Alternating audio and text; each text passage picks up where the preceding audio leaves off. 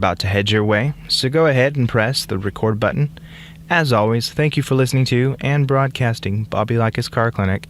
Have a great weekend.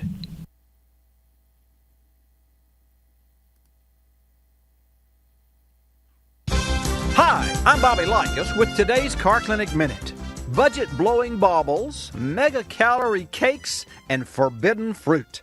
Yes, temptations are all around. But I know an automotive impulse that's literally at your feet. When I come back, I'll help you resist.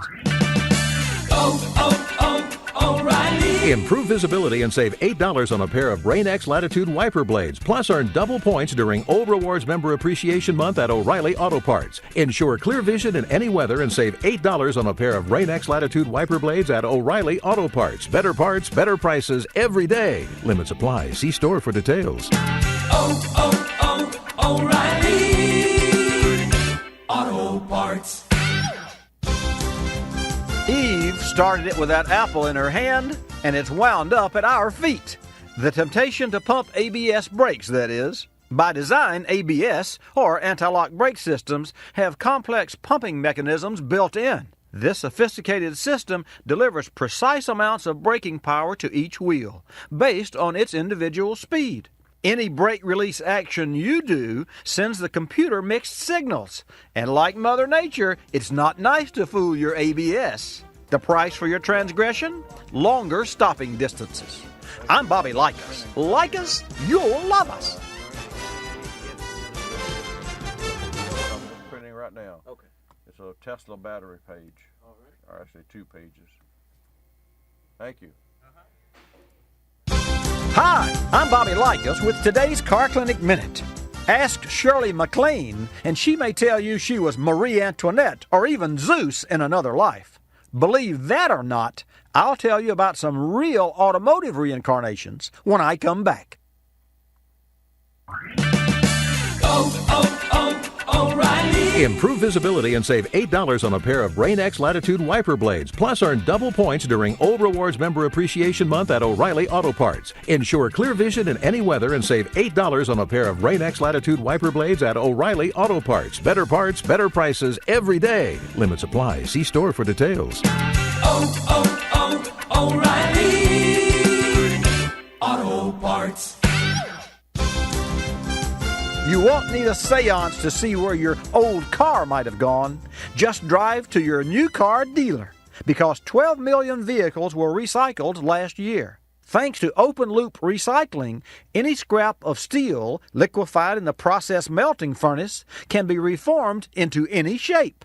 That means fenders of old Crown Vics or Caprices might reincarnate as hoods of brand-new Mercedes. And like the mythological phoenix, steel conquers its trial by fire and is actually strengthened in the recycling process. I'm Bobby Likis. Like us, you'll love us.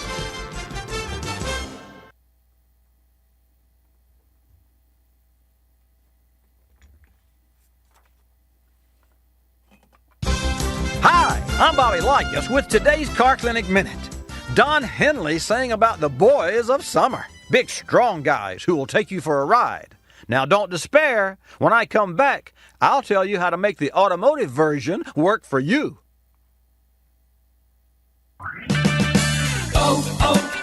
O'Reilly. Improve visibility and save $8 on a pair of Rain-X Latitude wiper blades. Plus, earn double points during Old Rewards Member Appreciation Month at O'Reilly Auto Parts. Ensure clear vision in any weather and save $8 on a pair of Rain-X Latitude wiper blades at O'Reilly Auto Parts. Better parts, better prices every day. Limits apply. See store for details. O'Reilly Auto Parts. These boys of summer don't have muscle, but they sure carry a load. Couple of tons, in fact. I'm talking about your tires. And the season's heat affects them just like you.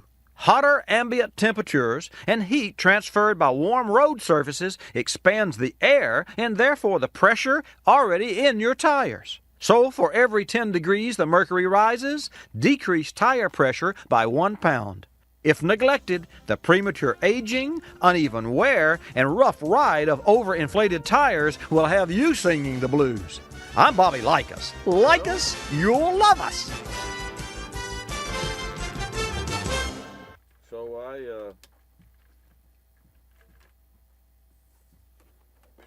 I had a pretty good week this week. Hi, I'm Bobby Likis with another Car Clinic Minute. Bats used it in caves, Sean Connery used it in Hunt for Red October, and soon you'll use it on the road. One ping only, please. When I come back, we'll bounce around the newest in radar. He did something. O'Reilly. Improve visibility and save $8 on a pair of Rain-X Latitude wiper blades. Plus, earn double points during Old Rewards Member Appreciation Month at O'Reilly Auto Parts. Ensure clear vision in any weather and save $8 on a pair of Rain-X Latitude wiper blades at O'Reilly Auto Parts. Better parts, better prices every day. Limits apply. See store for details. O'Reilly Auto Parts. Highway radar used to be reserved for ordinary human patrolmen to track speed demons. But the extraordinary brainiac cars of this millennium will have it built in. A new technology called adaptive or intelligent cruise control uses radar to measure the speed of the vehicle ahead of you. Then it automatically adjusts your speed to maintain a safe distance until you have the opportunity to pass. Yes, soon you'll maneuver back to your bat cave or home without applying brake or accelerator. I'm Bobby Likis. Like us, you'll love us. Considering your arm. So he put me in that leg press, but he put my legs further up. Hi, I'm Bobby Likis with today's Car Clinic Minute. Bayonets ready. Take aim and fire. No, you're not in a World War I time warp. You're changing your glove compartment bulb. When I come back, I'll tell you how to hit the bullseye. I just don't have that. O'Reilly. Improve visibility and save $8 on a pair of Rain-X Latitude wiper blades. Plus, earn double points during Old Rewards Member Appreciation Month at O'Reilly Auto Parts. Ensure clear vision in any weather and save $8 on a pair of Rain-X Latitude wiper blades at O'Reilly Auto Parts. Better parts, better prices every day. Limits apply. See store for details. O'Reilly Auto Parts. Don't get up in arms about burned out glove compartment bulbs. You can relight the way in these easy steps. With protected hand, grab your bayonet bulb, that is. This little light is so called because of the protrusion at its base that receives electrical current. Now push in slightly and turn counterclockwise to remove. To install new bulb, line up bayonet with socket slot, ease in and turn clockwise. Now relax. You've won the battle of the bulb without a single casualty. I'm Bobby Likis. Like us, you'll love us. Had to get over there to take care of him, but we're glad that they are there now and able to team up as a family, take care of each other.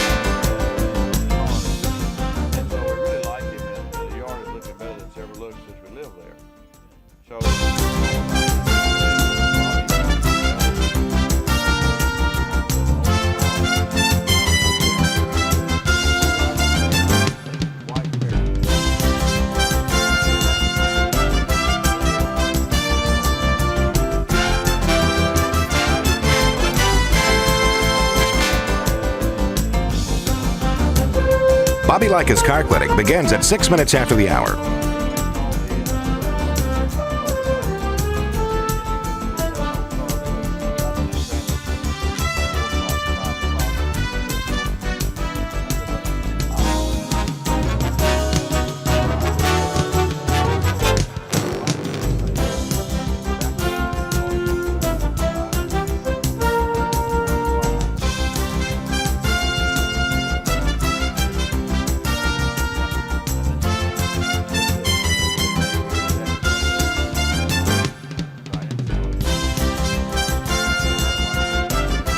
Bobby Likis Car Clinic begins at 6 minutes after the hour.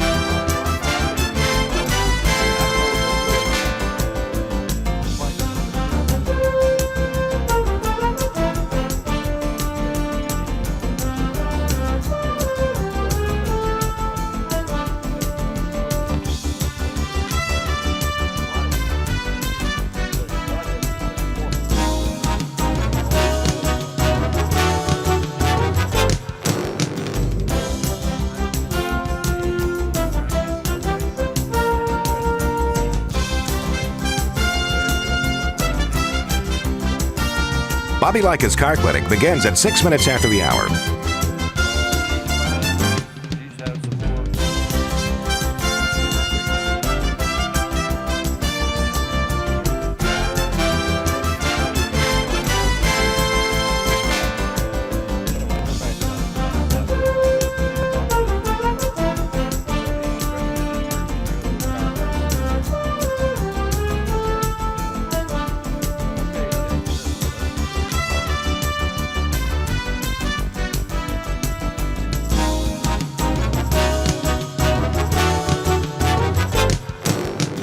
Bobby Likis Car Clinic begins at 6 minutes after the hour.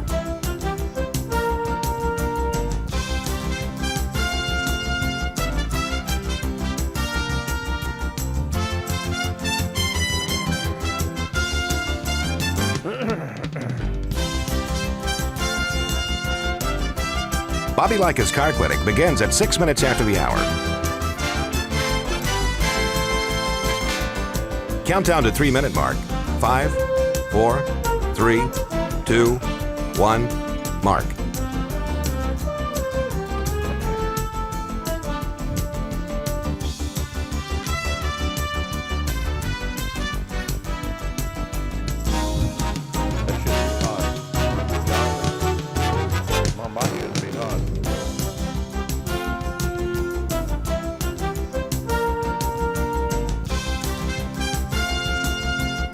Bobby Likis Car Clinic begins at 6 minutes after the hour.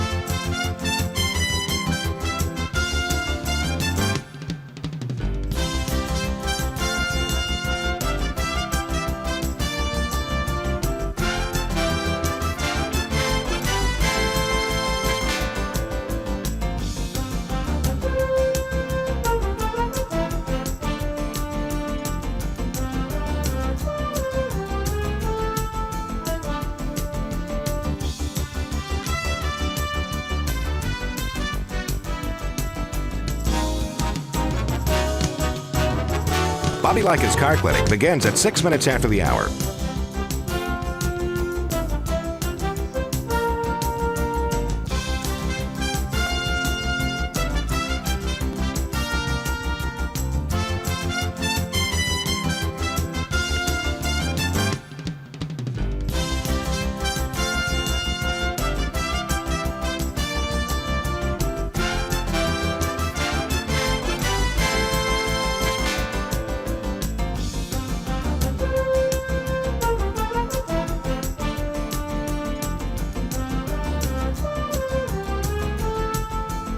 Bobby Likis Car Clinic begins at 6 minutes after the hour.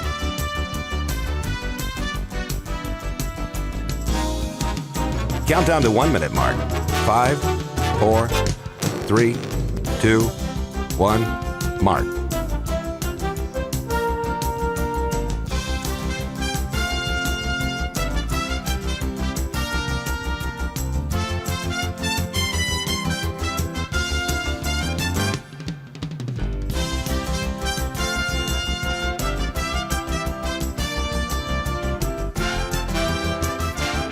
Countdown to 30-second mark. 5, 4, 3, 2, 1, mark.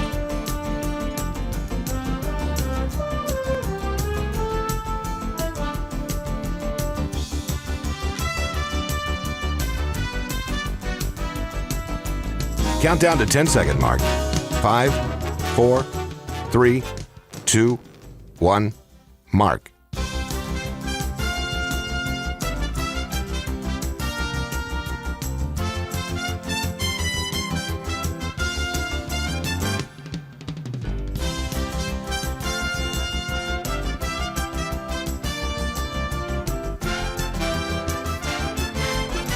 Welcome to Bobby Likis Car Clinic. If you have a car question for Bobby, call now at 1-800-264-5454, toll-free from anywhere in America. And now, here's your host, Bobby Likis.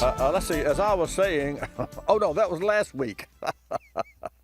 Okay, all right, here. Well, I'm in one of those moods today. Actually, when the mic goes hot, I get with it, and I'm with it now, so let's get with it. You folks out there, if you have a car question, just give me a shout, 888 Car Clinic. Miss Millie's back in the house, and she's going to take your calls at 888-227-2546. Get this. Tesla battery supplier says million-mile unit ready for production. Now, you think about that. If you could have an engine, which is the battery, the motors drive on an EV car, that lasts 1 million miles, you could actually wear the car out before you wear out the engine. And think about that. You know, a little more about that a little bit later on. Also, Daytona International Speedway. Today is a big day. We're going to hear from Terry Sabiston. And then I'm going to hear from you. And already in the queue is Stanley with a 68 Mustang. This ought to be interesting. So if you've got a 68 Mustang or a 98 or a 2008 or a 18, I'm your man. Bobby Likis Car Clinic is brought to you in part by O'Reilly Auto Parts. Don't let a dead battery leave you stranded, folks. The professional parts people at O'Reilly Auto Parts will test your battery free of charge. And if it needs to be replaced, O'Reilly Auto Parts can help you find the exact battery for your car or truck at a guaranteed low price. You can keep your car on the road by getting your battery tested for free at O'Reilly Auto Parts. O'Reilly Auto Parts. Better parts, better prices every day. A 2013 Honda Accord came in the shop running rough, stalling, and a check engine light. The vehicle had originally been repaired by another shop. After a thorough diagnosis, we found the vehicle was generating a bad signal from the crankshaft position sensor. This seemed odd as it had just recently been replaced, but the scope doesn't lie. A bad waveform signal needs to be fixed. Our solution? A new crankshaft position sensor from Motorrad. A longtime leader for vehicle thermostats and caps, Motorrad now offers engine management products that are engineered to meet and or exceed OEM specifications. They're designed to perform under severe operating conditions and are resistant to extreme heat. We made the change, and that fixed the car. Motorrad engine management products are manufactured in Tier 1 OEM facilities with top quality qualifications. They undergo comprehensive 100% in-line and end-of-line testing to ensure uncompromising quality. Learn more about Motorrad engine management products and other Motorrad solutions at Motorrad.com. Berryman Products is committed to providing the products needed to help maintain your vehicle, like their 4-step professional air and fuel management maintenance kit. While tune-ups are now often scheduled at 100,000 miles, carbon constantly builds up on the valves, combustion chambers, and pistons. Fuel injectors can also clog. We call this the wet side. The dry side is the intake manifold runners and throttle body. No fuel passes here, but along with filtered air, the EGR system dumps inert exhaust gases into the intake and the PCV system. This results in gunk buildup that can cause hesitation, stalling, and poor overall performance. Berryman's 4-step professional air and fuel management maintenance kit cleans the fuel system and decarbonizes both the wet and dry side every 30 to 40,000 miles. It features mass airflow sensor cleaner, air intake and throttle body cleaner, an intake valve and combustion chamber cleaner, and a pourable liquid professional fuel system cleaner. Visit BerrymanProducts.com for information about the 4-step professional air and fuel management maintenance kit and other fantastic products. You're listening to Bobby Likis Car Clinic. Rosie Outfitters, I'm Tina. How can I help you? I'd like to place an order. Great. Which item? The cotton roll neck sweater, large. Okay. Periwinkle, Loden, or caramel? The caramel, please. The what? I'd like it in caramel. Oh, the caramel? Yeah, that's what I said, Tina. Actually, you said caramel when it's pronounced caramel. Can't we just call it yellow? No. Everyone knows the best part of a Milky Way. They just don't know how to say it. After all, it's our caramel. It's caramel. Ugh, that makes a Milky Way great. You start my morning, you stir in my soul, you warm my heart, make me feel whole.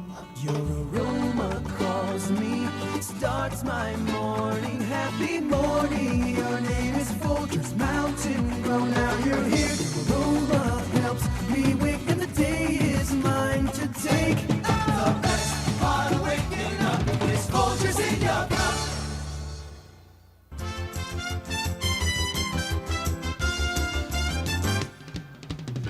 And now back to Bobby Likis Car Clinic and your host, Bobby Likis. Okay, let's get started with today's broadcast. Welcome every Saturday from 10 till noon Eastern Time. We come to you from the center of the automotive universe, and we reach across the globe with our live video cast on our YouTube channel, which is youtube.com/Bobby Likis, Likis. And also, it's easier to remember. You can go to watchbobbylive.com from anywhere on your iPhones or your pads or your computer, or if you buy a new car in 2025, 85% of the cars will be reporting back to the OEMs, so they'll all have cell phone capability. That's what really drives, no pun intended, the world. And speaking of driving, let's drive down at a crossover to Daytona Beach, Florida.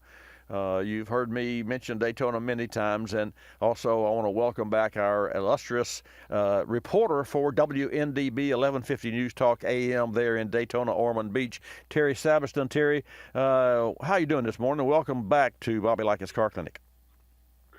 It's a race day, Bobby. Doesn't get any better than that. We got cars on track tonight at 7:30 at Daytona International Speedway, the Cup Series. We've been waiting for this. They told us last year, the 4th of July, that this race was not going to run until August this year. We've known for over a year we were going to have this race, and the anticipation is here. I'm ready. Let's do it. It's time. And we need this. And fans at the races, going to be a great night at Daytona International Speedway for the Coke 0400 tonight. Hey, let me tell you something, folks. See, as Robert Palmer would say, addicted to love. So I would say Bobby Likis would say to Terry Sabiston, addicted to racing. And I'll tell you, if you live anywhere in the Daytona area, you have to be. And what is really, really, and I say neat is probably not the word I'm looking for, but it's the one that comes to mind, Terry, about what goes on there in your neck of the woods, is that the racing, and that racing helps car makers make better tires, better oils. I mean, folks, even for those of you who may not care about racing, and for those of you who do, the side effects and the benefits of racing, not only the safety, but like the soft walls and the head unit, the hands unit for the head, and all those sorts of things, just equates to a safer cars that we drive. So Terry, let me throw a little question at you. You may or may not know the answer. Telematics. I know they have radios that talk back and forth. Are they using telematics in the NASCAR vehicles, or do you know? Yes, they are. The technology is there, and they've jumped into it, and now they can see what's going on the track with the car. And that technology is, as you said, it's pretty cool. It's something that they didn't have for a long time. But when they went to electronic fuel injection, when the EFI system, it sort of said, we've got to keep a closer eye and get better understanding on this. It's not a carburetor anymore. And I think with that transition, a lot of that happened. But the technology's been there. Just NASCAR's held off for a long time until they let them use it. But now the engineers are watching those numbers. They're looking at it. You've got the technology is faster than we can think about it anymore, which is crazy. And folks, to that end, of course, there's still a restrictor plate running. So whether you have a carburetor or injectors. Wait a minute. Okay. Wait a minute. All right. Tapered spacer. Oh. It's not a restrictor plate anymore. Okay. We've gone to a tapered spacer, so you got throttle response. So versus, and folks, before there was a single plate with 4 29/32, about the size of a quarter or so, holes in the plate. So Terry, now they have a spacer between the throttle opening, which is no fuel go through there because the fuel's injected in the ports, but there's the air fuel there. But that that plate is now in the form of is it like a half-inch thick or an inch thick, or do you know? About, I think it's 3/4, and it's or maybe it is an inch, but it's tapered wider at the top, narrow at the bottom, and so, or no, maybe it's the other way around, narrow at the top, wider at the bottom. But it reduces the airflow, but also gives it more as the expansion past that restrictor point. It gives it more throttle control, so they can get better throttle response. So when they got to push it down, they can. Before they were just holding it flat out all the time. Now there is some throttle response. Which adds to the excitement of the racing, because it gives the driver, it puts more pressure on the driver to determine when to nail the throttle and when not to nail the throttle, right? Or nail somebody else. We had the excitement started last night with a Wawa 250, and on the last turn, teammates A.J. Allmendinger and Ross Chastain, going for the lead, wrecked each other. And their other teammate, who was running fourth, made it to the start-finish line first, Justin Haley, and wins the race as his other two teammates are spinning and wrecking behind him.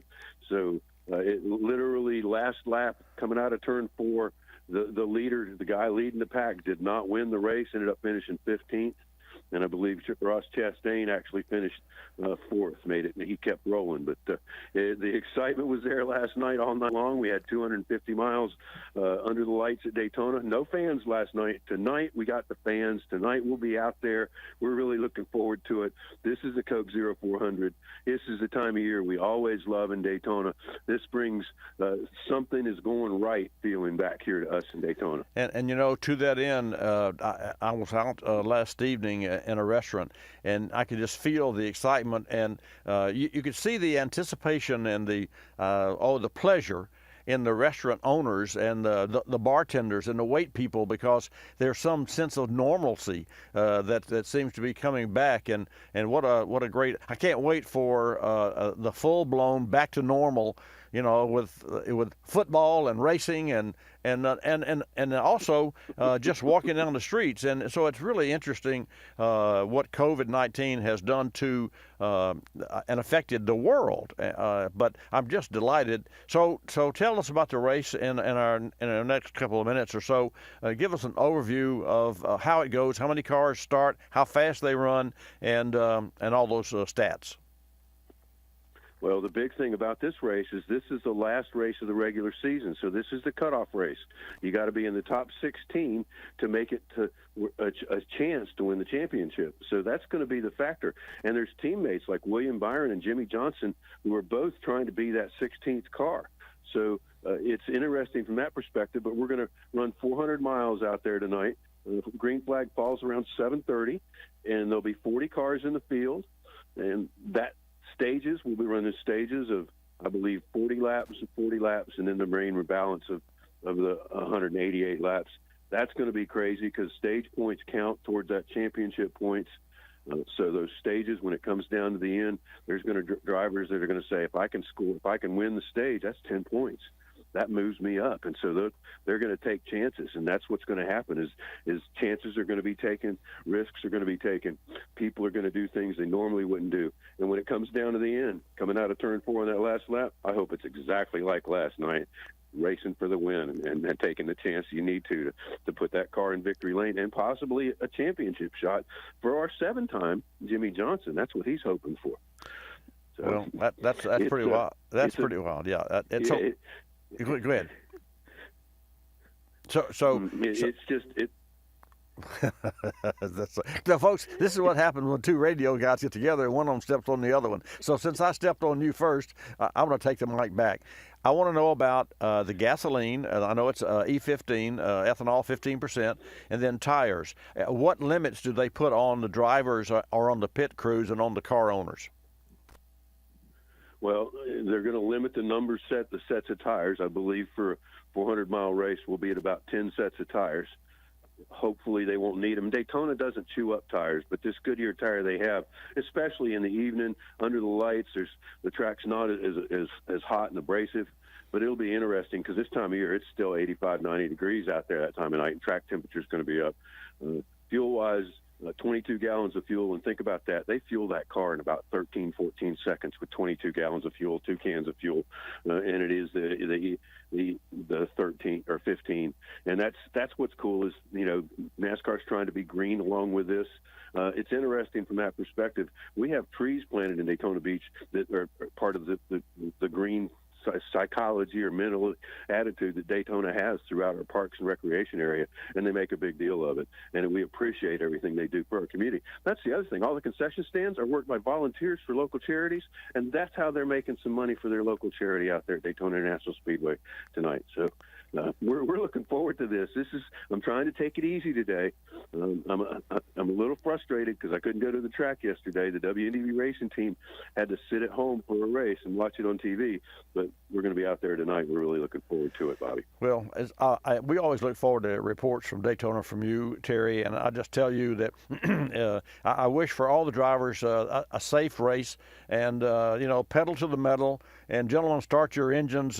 So, folks, there you have it. That's the latest from Daytona International Speedway.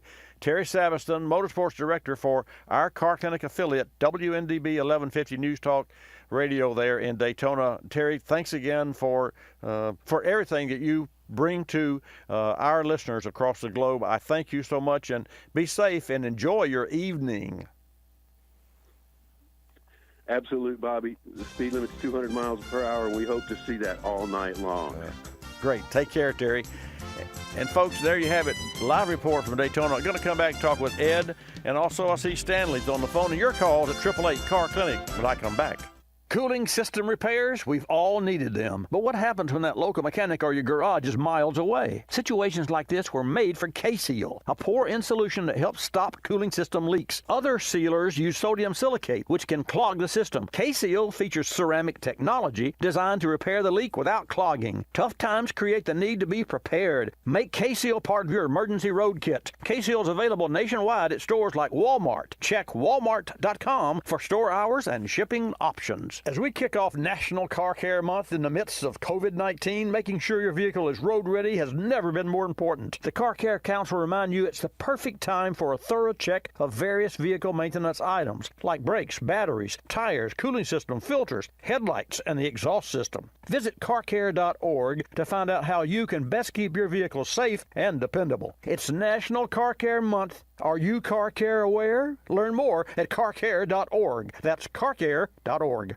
Folks, remember this name, autobatteries.com. Autobatteries.com, courtesy of Clarios, is a fantastic site that tells you, number one, how batteries work, battery technology, how to choose your battery in case you need a battery. You just don't go out and buy any battery for your automobile, especially with the high demands that today's cars have with backup start-stop technology, backup cameras, multi-center stacks that have all sorts of electronics. Everything starts at the battery, no pun intended. Autobatteries.com also shows you how to install, how to recycle, how to test batteries, where to get a test for free, jump starting, just a host of information that you should know when you need, hopefully you won't, but when you need a battery for your automobile. Just remember, autobatteries.com. It's a fantastic site with information that every car owner needs to know. You need to go there, and you need to see for yourself and learn what it takes so that when you go into a service shop, should you need a battery, you'll know the right questions to ask. Again, courtesy of Clarios, go to autobatteries.com. That's autobatteries.com. You're listening to Bobby Likis Car Clinic. The airlines like to have sales. Summer getaway sales, holiday sales, winter sales. Truth is, at any moment, some airline somewhere is on sale with low fares to great destinations. Travelocity knows exactly what's going on, who's on sale, to where, and when, at over 700 airlines worldwide. We even have this nifty feature that lets you look at a calendar so that you can see exactly the days the great fares are available. Travelocity.com. Go virtually anywhere. AOL keyword, travel. Hun, guess my temperature. It's 2 a.m. Go to sleep. Come on, one guess. Higher, 98. Higher. Higher, 99. You're getting warmer. Wait, I'm getting warmer. Cold symptoms keeping you from getting a good night's sleep? Get NyQuil, the nighttime sniffling, sneezing, coughing, aching, stuffy head, fever so you can sleep better to feel better medicine. Use as directed. One more guess. 100? Yes. Tell her what she's won, Bob.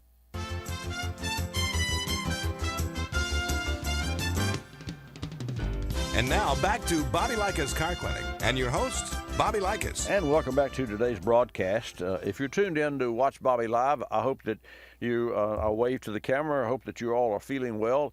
And if you're listening on all of our, YouTube and those sorts of things,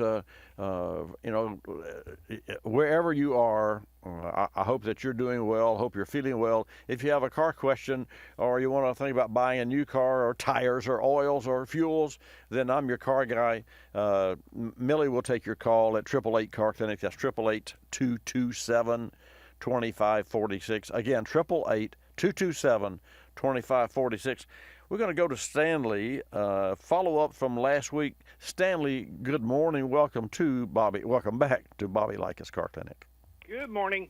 I got a quick. Only thing I was doing last week, I took your suggestions. I went to one of the local parts places in Ocala and bought the wire that goes out feeds a coil. Yeah. And folks, this gentleman was burning points up in his Mustang.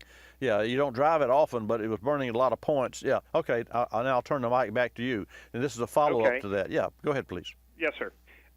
What I did was also I bought the primary wire that goes from your ignition switch. There's two wires. You're familiar with these. One's a pink one. It says "Do not cut." Right.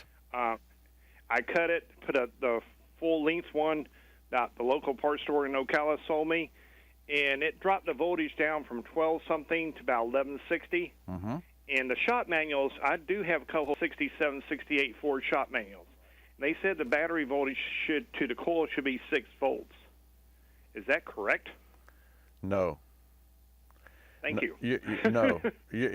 No. There's a resistor will cut the current flow down, but you'll still read 12 volts roughly at the coil. But it's the amount. Okay, good. Yeah, it's the amount of current. It's like current and ohms and volts.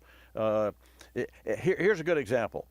Let's say that you've got a starter, and the starter doesn't work because it doesn't have enough current going to it, and the cable on the starter is the size of your little finger. Let's say it's an alt gauge or whatever, but it's a large battery cable. Okay, you with me so far? So yes, I know what you're talking about. All right, so we measure voltage at the battery. It's let's say 12 volts, and we measure voltage at the starter, and it would be 12 volts. But let's say that there are 100 strands of copper wire that make up that quarter-inch or 3/8 of an inch cable, and all of those strands are broken or old or deteriorated and gone, except you have one single wire left. You're still going to get the same voltage, but you won't get the current load. It can't handle the load. So that's why you have to, when you're doing, I say when we in the industry and even do-it-yourselfers are testing for voltage, just because you have a 12-volt reading doesn't mean that you have current there that can handle the load, because the starter will draw 300 amps. And here's another better scenario, Stanley.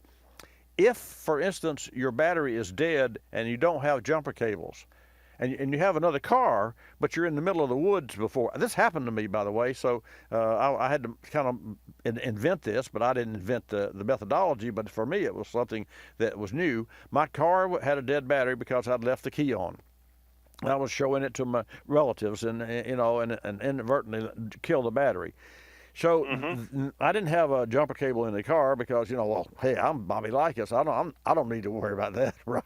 Okay, duh. So I'm at in Wetumpka, Alabama, which is a place, and so there was no jumper cables. So what I did was I took another battery and I took a house extension cord, and I mean that's a little nothing of a wire. Like what's 18 gauge, right? And there's no way you could use that to jump the battery. I hooked the good car's battery to my battery by stripping and taking the cords off the ends off that house extension cord, and I let my car, the good car, run for 30 minutes. And I put enough juice charged because, let's face it, it will carry the voltage. It won't carry the current. It'll carry 120 volts, but no current, right? So it'll carry 12 volts, but no current. And so once I charged the dead battery, then the dead battery had enough oomph and power in it to to start my car. And so just for folks out there, not that I'm saying use an extension cord, but hey, you got to do what you got to do if you're stranded somewhere in the woods. And I was almost in the woods in Wetumpka, Alabama. Anyway, back to you. Yeah. Yes. That's the only question I have, because the book's 67 book Ford shop manual says it's supposed to be 6 volts going to the coil. Yeah, I'm sitting there like, how can it be 6 volts when there's supposed to be a 12-volt system? Well, they can't be, and so it won't be. But the amperage is different, and the current flow is different. So that's the whole point. When the points in the distributor close, then what that does is that completes the circuit and puts the voltage that's coming from the ignition switch run to the coil and charges the coil. When the points open, then you've got this magnetic field and this 25,000 volts that has to discharge, and it shoots out the top of the coil, and that's how that's made. Now, the cars are 100,000 volts, and the coils have small wires going to them, but they're, hold on, had to clear my throat. So the wires are small that goes to each individual coil, but each spark plug has its own coil, versus in the old days you had one coil that fed spark to a distributor and a rotor that would aim that at the right cylinder, whichever was up next in the firing order. So right. Things have changed. But anyway, now that you've got a new resistor wire, it'll be interesting to see. And of course, you put new points of condenser in with it, right? Right. They're okay. All 3 of them match. Even the coil I'm running says you're supposed to run an external ballast resistor. Right. And you do have one. You do have one. I got the one from the Ford, but I didn't put an aftermarket one on, like you can buy over the parts counter. Right. But you've got it. So that wire that you bought is a ballast resistor. Right. I know what you're saying. I just thought the only thing I had a question about, you answered it good, but I just was, the Ford books said it's supposed to be 6 volts. I'm sitting there like, how can it be 6 volts when it's a 12-volt system? Never mind. So I just heard either back in 67 that's what they did, but now I should be in good shape now.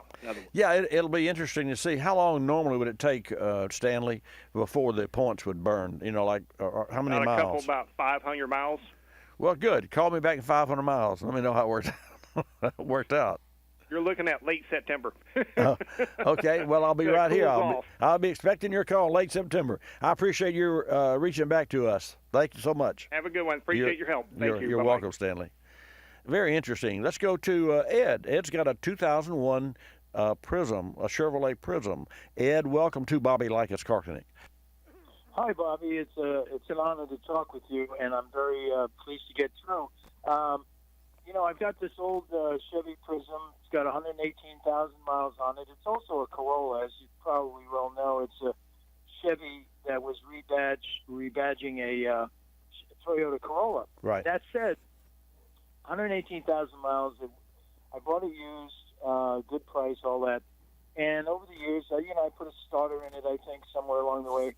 Currently, though, the problem has been the AC, which was at idle. It would this is what occurred. It would idle. The car would idle at a stoplight, and there'd be very little AC coming out. And also, then I would accelerate, and there was hesitation in the driving, accelerating. Right. It would hesitate, it would speed up and slow down.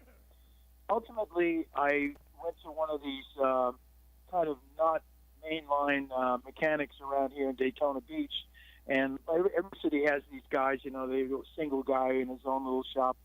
Anyway, he got a AC unit, replaced it for me. The AC unit was warranted. It failed.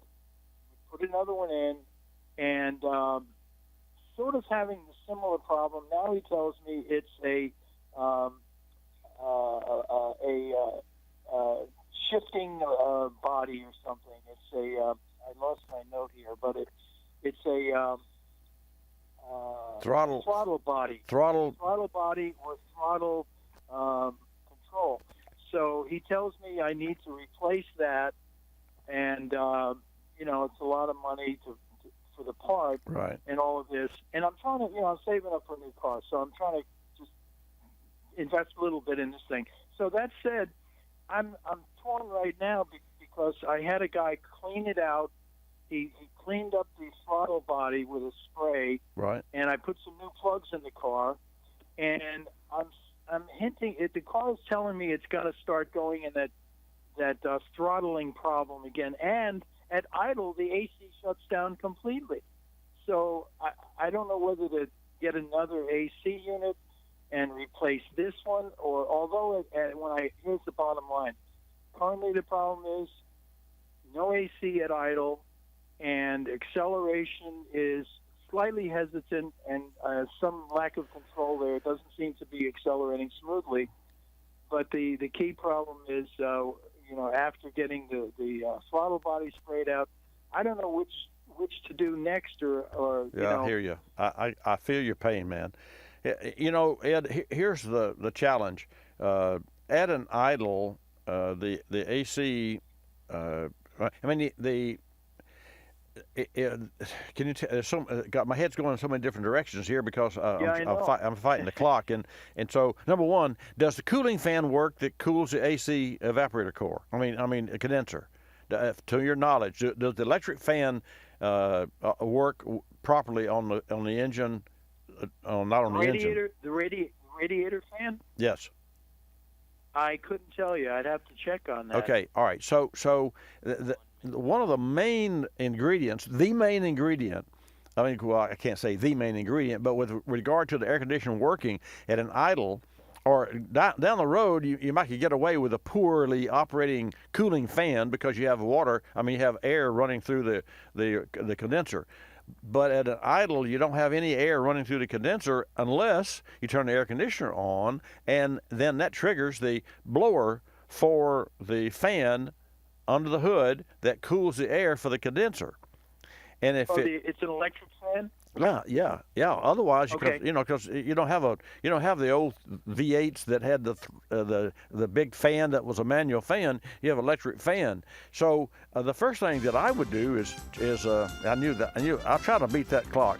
Well, you know what? Let's just back up here.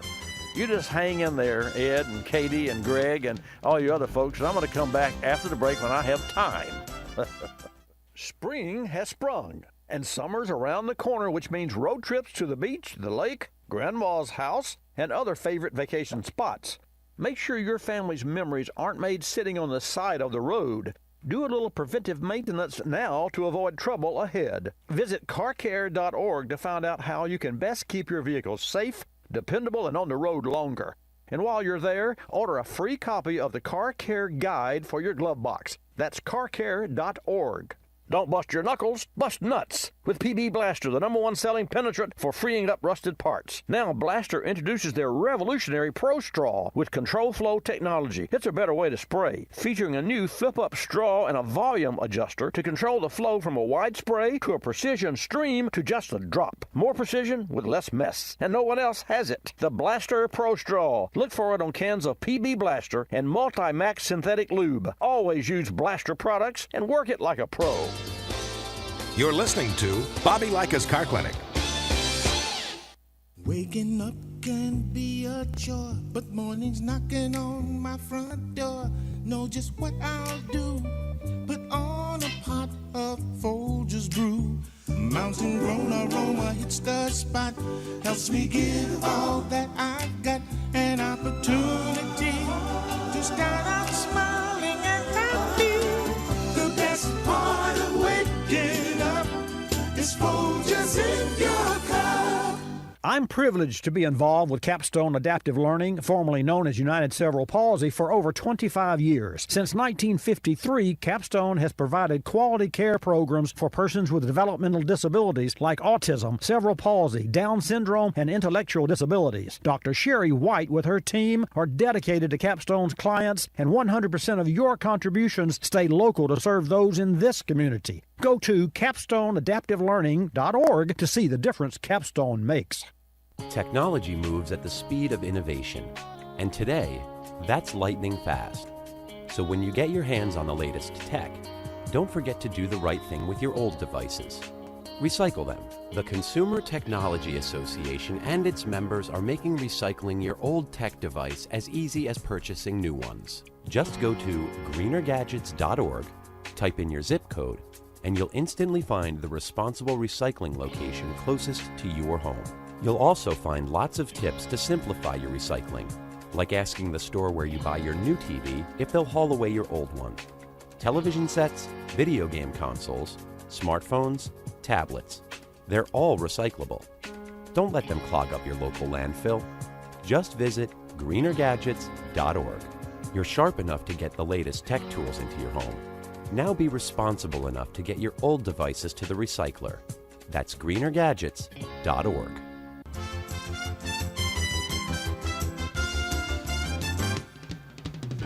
And now back to Bobby Likis Car Clinic and your host, Bobby Likis. And I want to welcome you back to this segment of Bobby Likis Car Clinic. And thanks for tuning in every Saturday. Bobby Likis Car Clinic is brought to you in part by K-Seal. K-Seal is a great partner for us because when I endorse a product, it's a product that I've tried and know that it works. And if you have an older car that has a head gasket problem or even an engine block that's cracked or what have you, K-Seal can seal it. K-Seal uses ceramic particles, and so it won't clog your system. It will stop the leak. And so if you have an unexpected system leak, you need to stop it before it stops you. And you can find K-Seal at all the parts stores nationwide. Also, you can find it at Walmart. You can just check the store websites for hours and shipping information. So just remember, if you do have a head gasket or a intake gasket seal that's leaking or a heater core that's leaking, don't just seal it, K-Seal it. We're talking with Ed. And so, Ed, now that I'm back and have time, let me share this with you. Sir. Let's approach, you've got multiple problems, but let's talk about the AC only. So here's what you do. Here's what I would do if I had this car in front of me.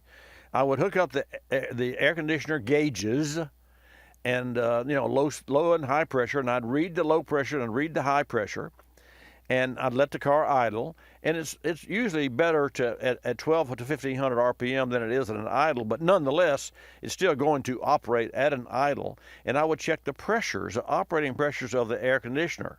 Now, you say it doesn't work at an idle, so what I would want to know is if we bring the car down to idle and we turn the air conditioner on, and then the head pressure, which is the high pressure, starts to climb. 150, that's okay. 200, that's okay. 215, that's okay. 240, 260, 270. I mean, if it reached a point, in fact, the air conditioning systems and the compressors have a blow-off valve, just like a water heater. On the top of a water tank, there's a pop-off valve that when before it would blow a pipe and burst a pipe, it would blow the water tank pop-off valve. So having said that, I would then know that we had operating pressures. But if we had no fan, got the hood open, I've got the gauges, I'm looking at it. If the fan doesn't come on, then I know, and I can watch the head pressure of the high pressure come up because you immediately need the fan to work on an air conditioner system. Now, if at an idle, we had the fan working, and we had the proper amount of refrigerant in the system, and the only way that you would know that is to evacuate and recharge the system. So you can't just add refrigerant to a system, even a system that's leaking, because you don't know how much is enough. If it calls for 1.5 pounds, in a 2001 Chevrolet Prism, and you put 1.5 pounds in it, what was in it to start with? If it had 0.5 pound in it to start with, it wouldn't cool right. But if you put 1.5 pounds, because that's what the label says, then you got 2 pounds, then it still would not cool right because it's overcharged. So all of these things I'm trying to say is to get you back into basics, and I think that you need to forget the running the running issue right now, and concentrate on why the air conditioner doesn't work. Now, you mentioned the throttle throttle position switch.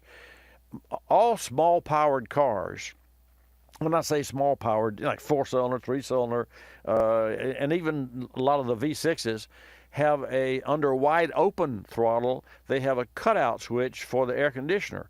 Because if you're on a road somewhere and you have to nail the throttle to pass a car, you need all the horsepower you can get. And when you've only got 150 horsepower and the air conditioner is drawing 8 horsepower, that's a pretty good lick. So when you nail the throttle on not on idle, but the opposite of idle, wide open throttle, there's an air conditioner cutout. So you can take any, especially here in Florida, and you live in Florida, you can nail the throttle of any new 4-cylinder car, and if you just, let's say you park the car and it's got a hot soak, it's been in the sun since you got to work, and it's noon, and you're going to have lunch, and you've maybe driven it for 5 or 6 miles, and it's up to operating temperature, and the air conditioner still hasn't gotten the car down, but it's working, and you nail the throttle, you'll notice immediately. If you hold it for like a half a block, you'll notice immediately the air conditioner doesn't cool well, because when you nail the throttle, it shuts off the air conditioner so you can get that extra power so you can get around the car that you're trying to pass. So the throttle position switch plays a part in the air conditioner compressor being on or off under wide open throttle, but not at idle. At idle, the air conditioner, the throttle switch doesn't even know the air conditioner is on or off. The computer knows it. And the computer will adjust the idle speed because the air conditioner draws it down. But all that's a lot of technical, jargon. I don't want to go there. Just to tell you that what I would do is I would go to the shop and have them, number one, evacuate and recharge the system so that you know that it's got the proper amount of refrigerant. And then I would check the pressures at an idle and at 1,500 RPM. And also, Ed, depending on the ambient temperature, whenever we perform an AC test in a shop, we will add a big fan in front of the vehicle because there's stagnant hot air in the shop. So you're blowing hot air across a hotter condenser. So we'll put a fan in front of the car, especially if we're doing some tests, because we want to have ambient and sufficient ambient cooled air. I say cooled, in the shops that's 100 degrees blowing across the fins of a condenser that could be 200 degrees or so. So that's what I would do first, and then I would find out why the air conditioning system's not working. My concern is you told me they put a system and then it was defective and put another system, in short, and we only have so many minutes in an hour. What was wrong with the first air conditioner system, and what did they replace on the first air conditioning system that went bad, or that was bad? You're talking about the AC unit that was already in there, and the first replacement, it was obviously it was a refurbished or new condition. But the original one that was taken out, you're asking what was the problem? I never was told why it was removed. It didn't have any. I think he told me it wasn't holding the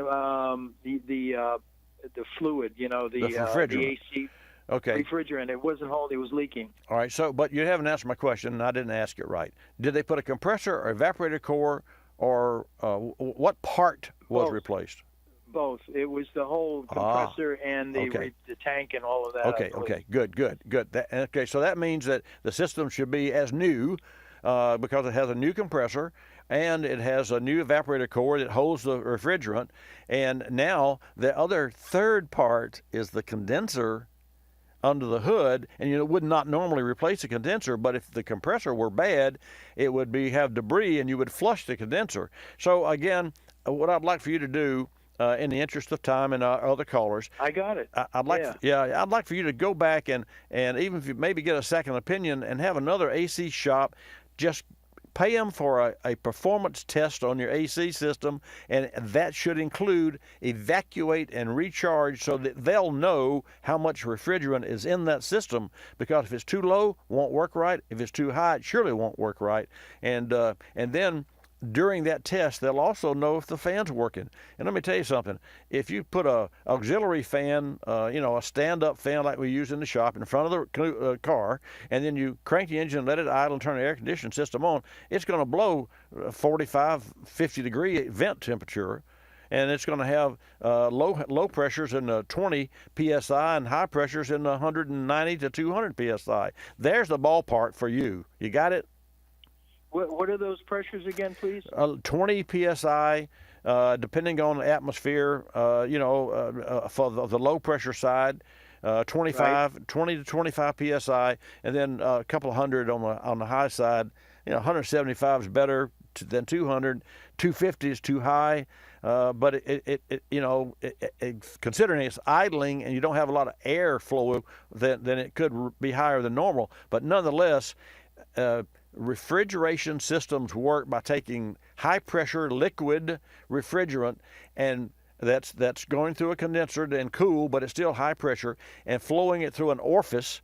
And when it comes out of the orifice, like you whistle, it evaporates because it goes into a 25 psi pressure, and refrigerant evaporates, with less than 60 or 70 psi pressure. And it is the evaporation, just like alcohol evaporates, that cools the inside of the evaporator core, and then the air from the inside of the car is blown across the fins of the evaporator core. Yeah. You got it? Here's the thing.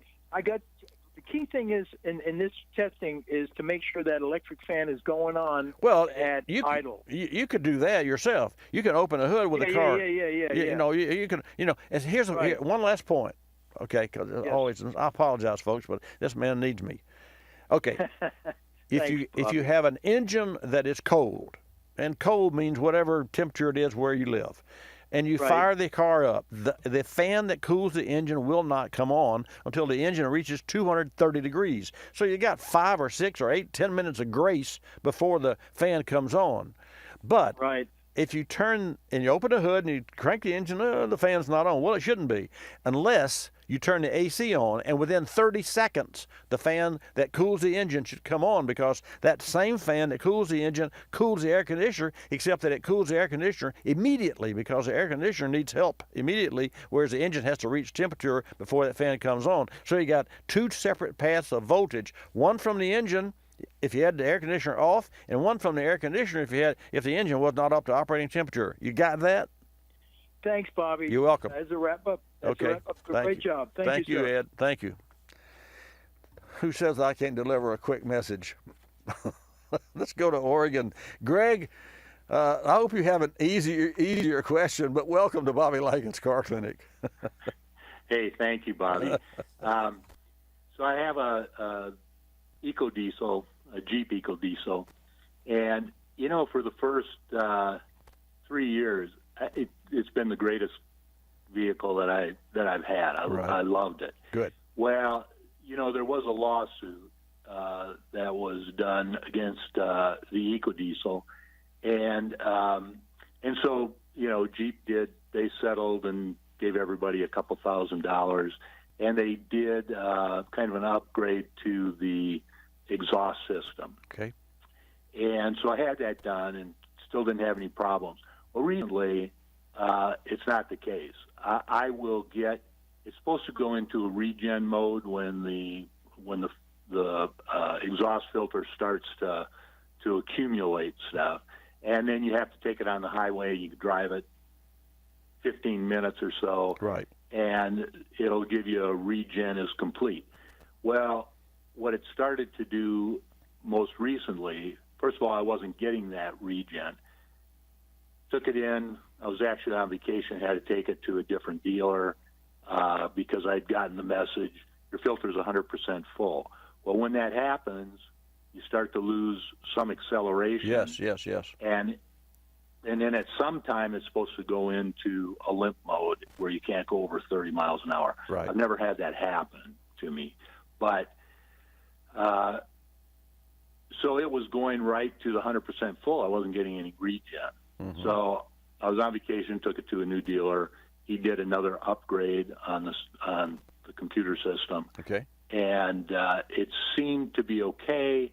I got a couple of regens, then all of a sudden I get another 100% full without another regen. Mm-hmm. And I take it into the deal.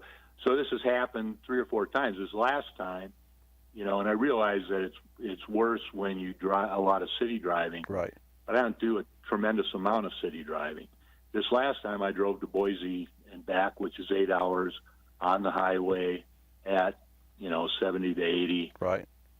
And when I got back, it was one day up, spent 2 days there, came back. When I came back, I went to 100% full again, no regen. So I take it in. The dealer does another upgrade to the system. I said, well, how many are there? How many can you do? Well, he said, he said, I think there's been 3 or 4. And he said, look, 60% of these vehicles are, he said, they're great. And 40% we have a lot of problems with. Right. Now, when they did the lawsuit, they did an extended warranty. And he said, I'd get rid of it before the extended warranty gets done. He said, otherwise, it's more, when it's working, it's great. When it's not, it's just very frustrating. And then, of course, you can't just take it into the dealer. Right now during COVID, a lot of the dealers, they're on kind of reduced hours, so it takes 2 to 3 days to get it in there. And then, it'll be done in a couple hours. But and I never know when it's going to happen. Greg, I hate to do this to you, but in the interest of the clock, I have a short period of time left in this first hour. So you pose a great question, and I do have some advice. Unfortunately, I'm out of time for this hour. So I would ask that if you'd like to hold, we have another hour coming up. We'll come back live to the phones at 11 minutes after the hour. You can certainly call back, and please do, because I have some thoughts and some advice. I see that Katie from Louisiana has something about water in the gas tank. Well, I hope that's not from the recent hurricane. And then Jim in Mississippi is on the phone. So for you three folks, please, if you'd like to hold, I would appreciate that. And Greg, I just don't think that I have some ideas and some advice. When I come back from the second hour of Bobby Likis Car Clinic, I will share that with you. Folks, I'm Bobby Likis, your host. Like us, you'll love us. This is Bobby Likis Car Clinic. Bobby Likis Car Clinic is a copyrighted presentation of Car Clinic Productions Incorporated and may not be reproduced or rebroadcast without the express written approval of Car Clinic Productions Incorporated.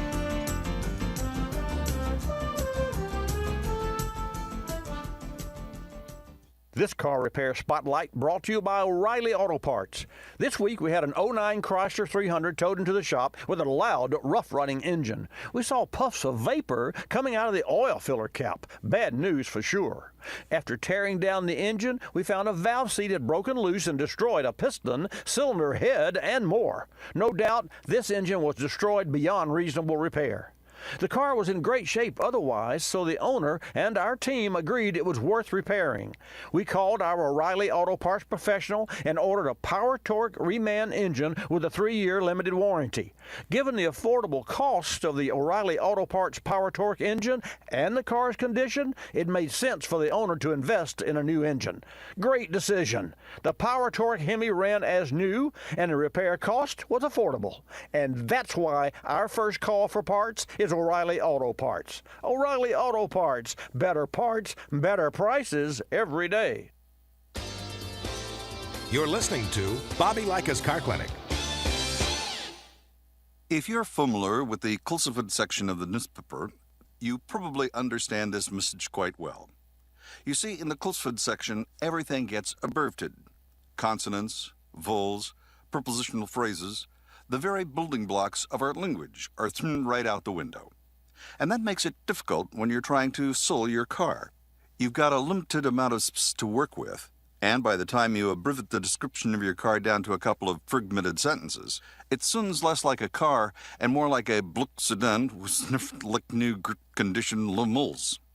No wonder more people are selling their cars through eBay Motors. They can post unlimited text and photo descriptions, and with a nationwide marketplace, they're likely to sell it for more. Plus, both parties can be covered by eBay's Vehicle Protection Program. Buyers are happy, sellers are happy, and no one's abbreviating. eBay Motors, a better way to sell your car.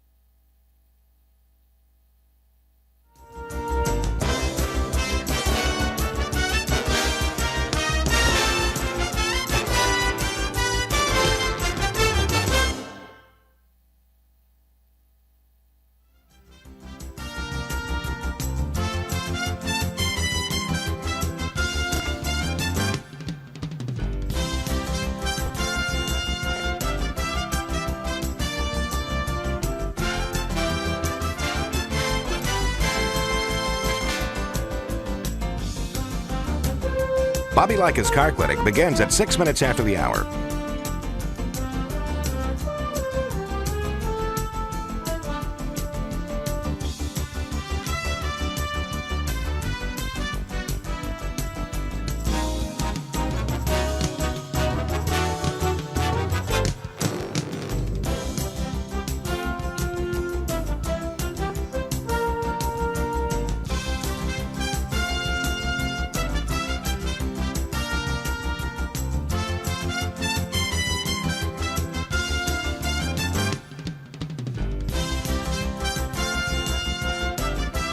Bobby Likis Car Clinic begins at 6 minutes after the hour.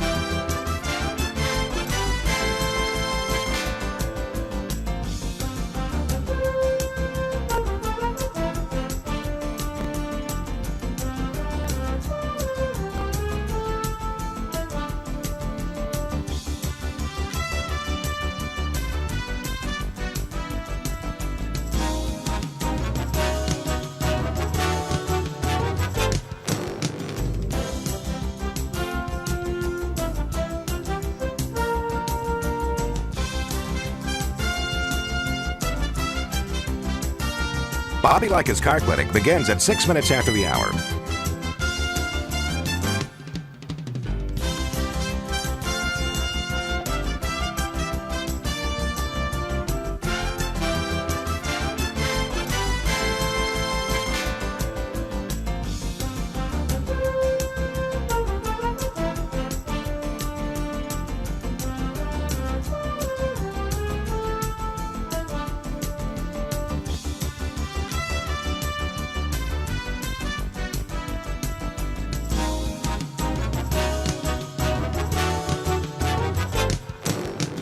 Bobby Likis Car Clinic begins at 6 minutes after the hour.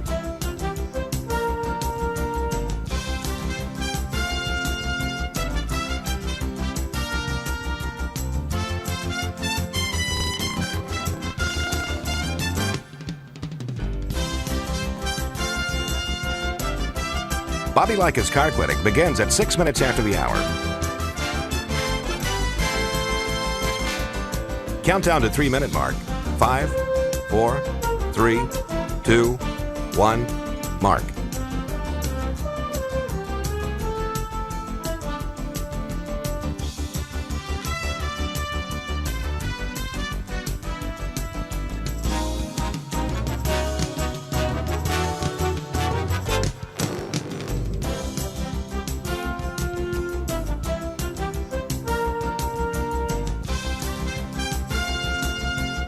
Bobby Likis Car Clinic begins at 6 minutes after the hour.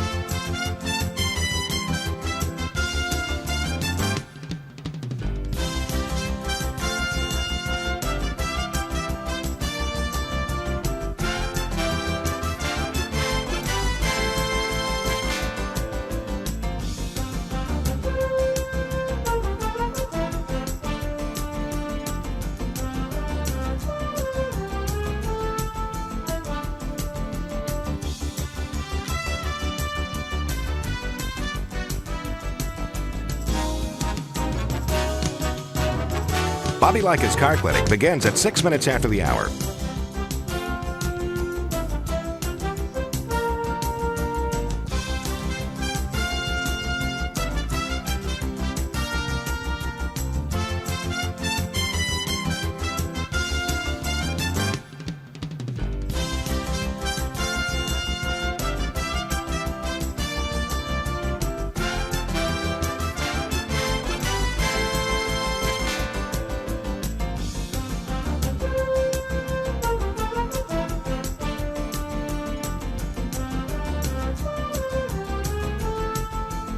Bobby Likis Car Clinic begins at 6 minutes after the hour.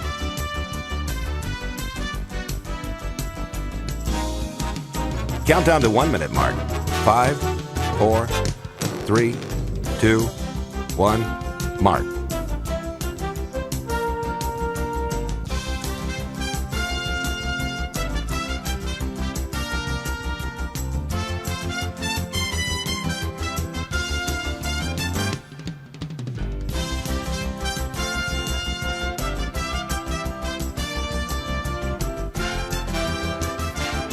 Countdown to 30-second mark.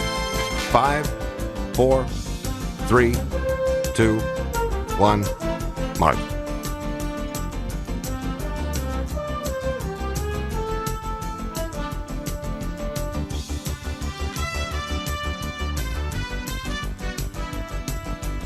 Countdown to 10-second mark. 5, 4, 3, 2, 1, mark.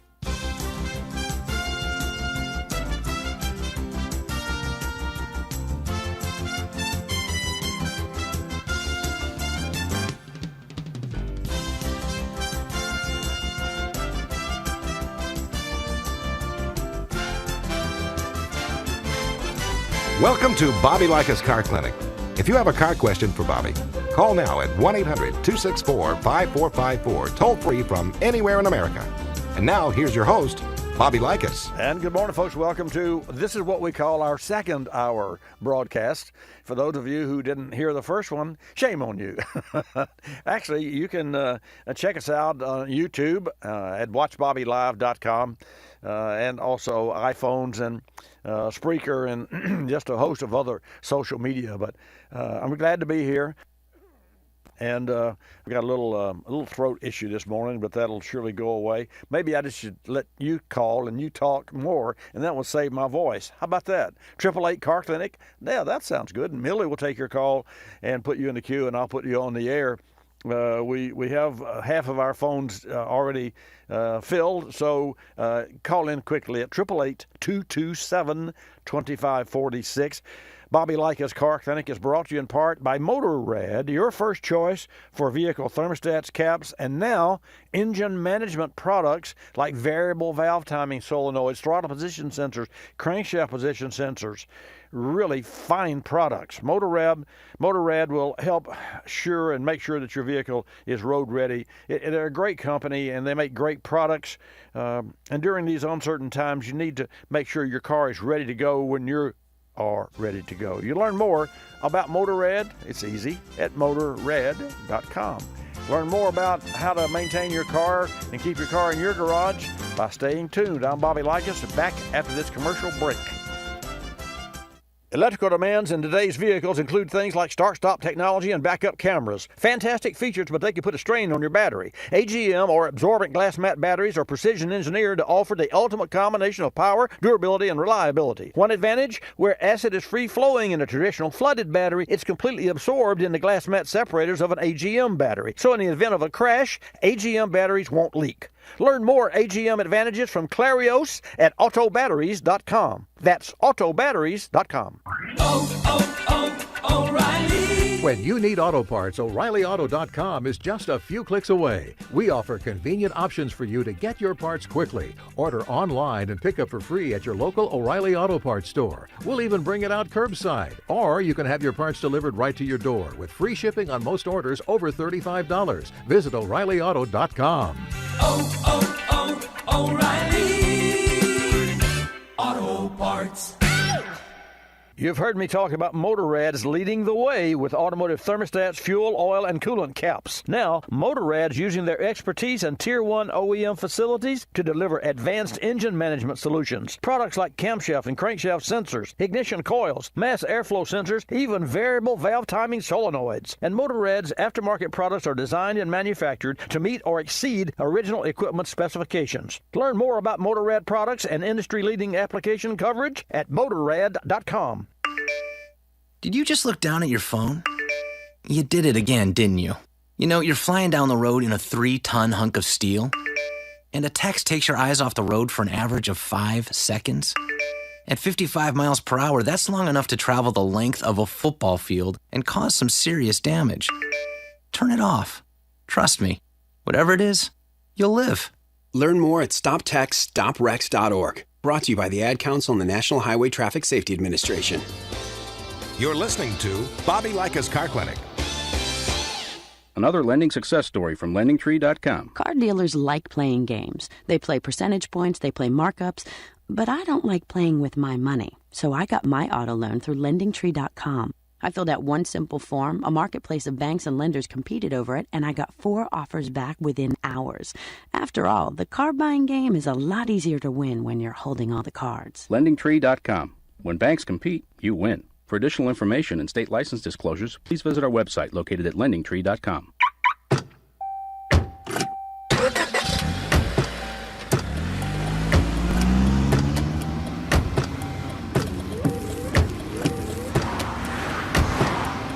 Driving has a rhythm all its own. Don't wreck it with a text. Before you get behind the wheel, silence your phone. Or better yet, designate a texter. For more text-free driving tips, visit stoptextstoprex.org. Brought to you by the Ad Council and the National Highway Traffic Safety Administration.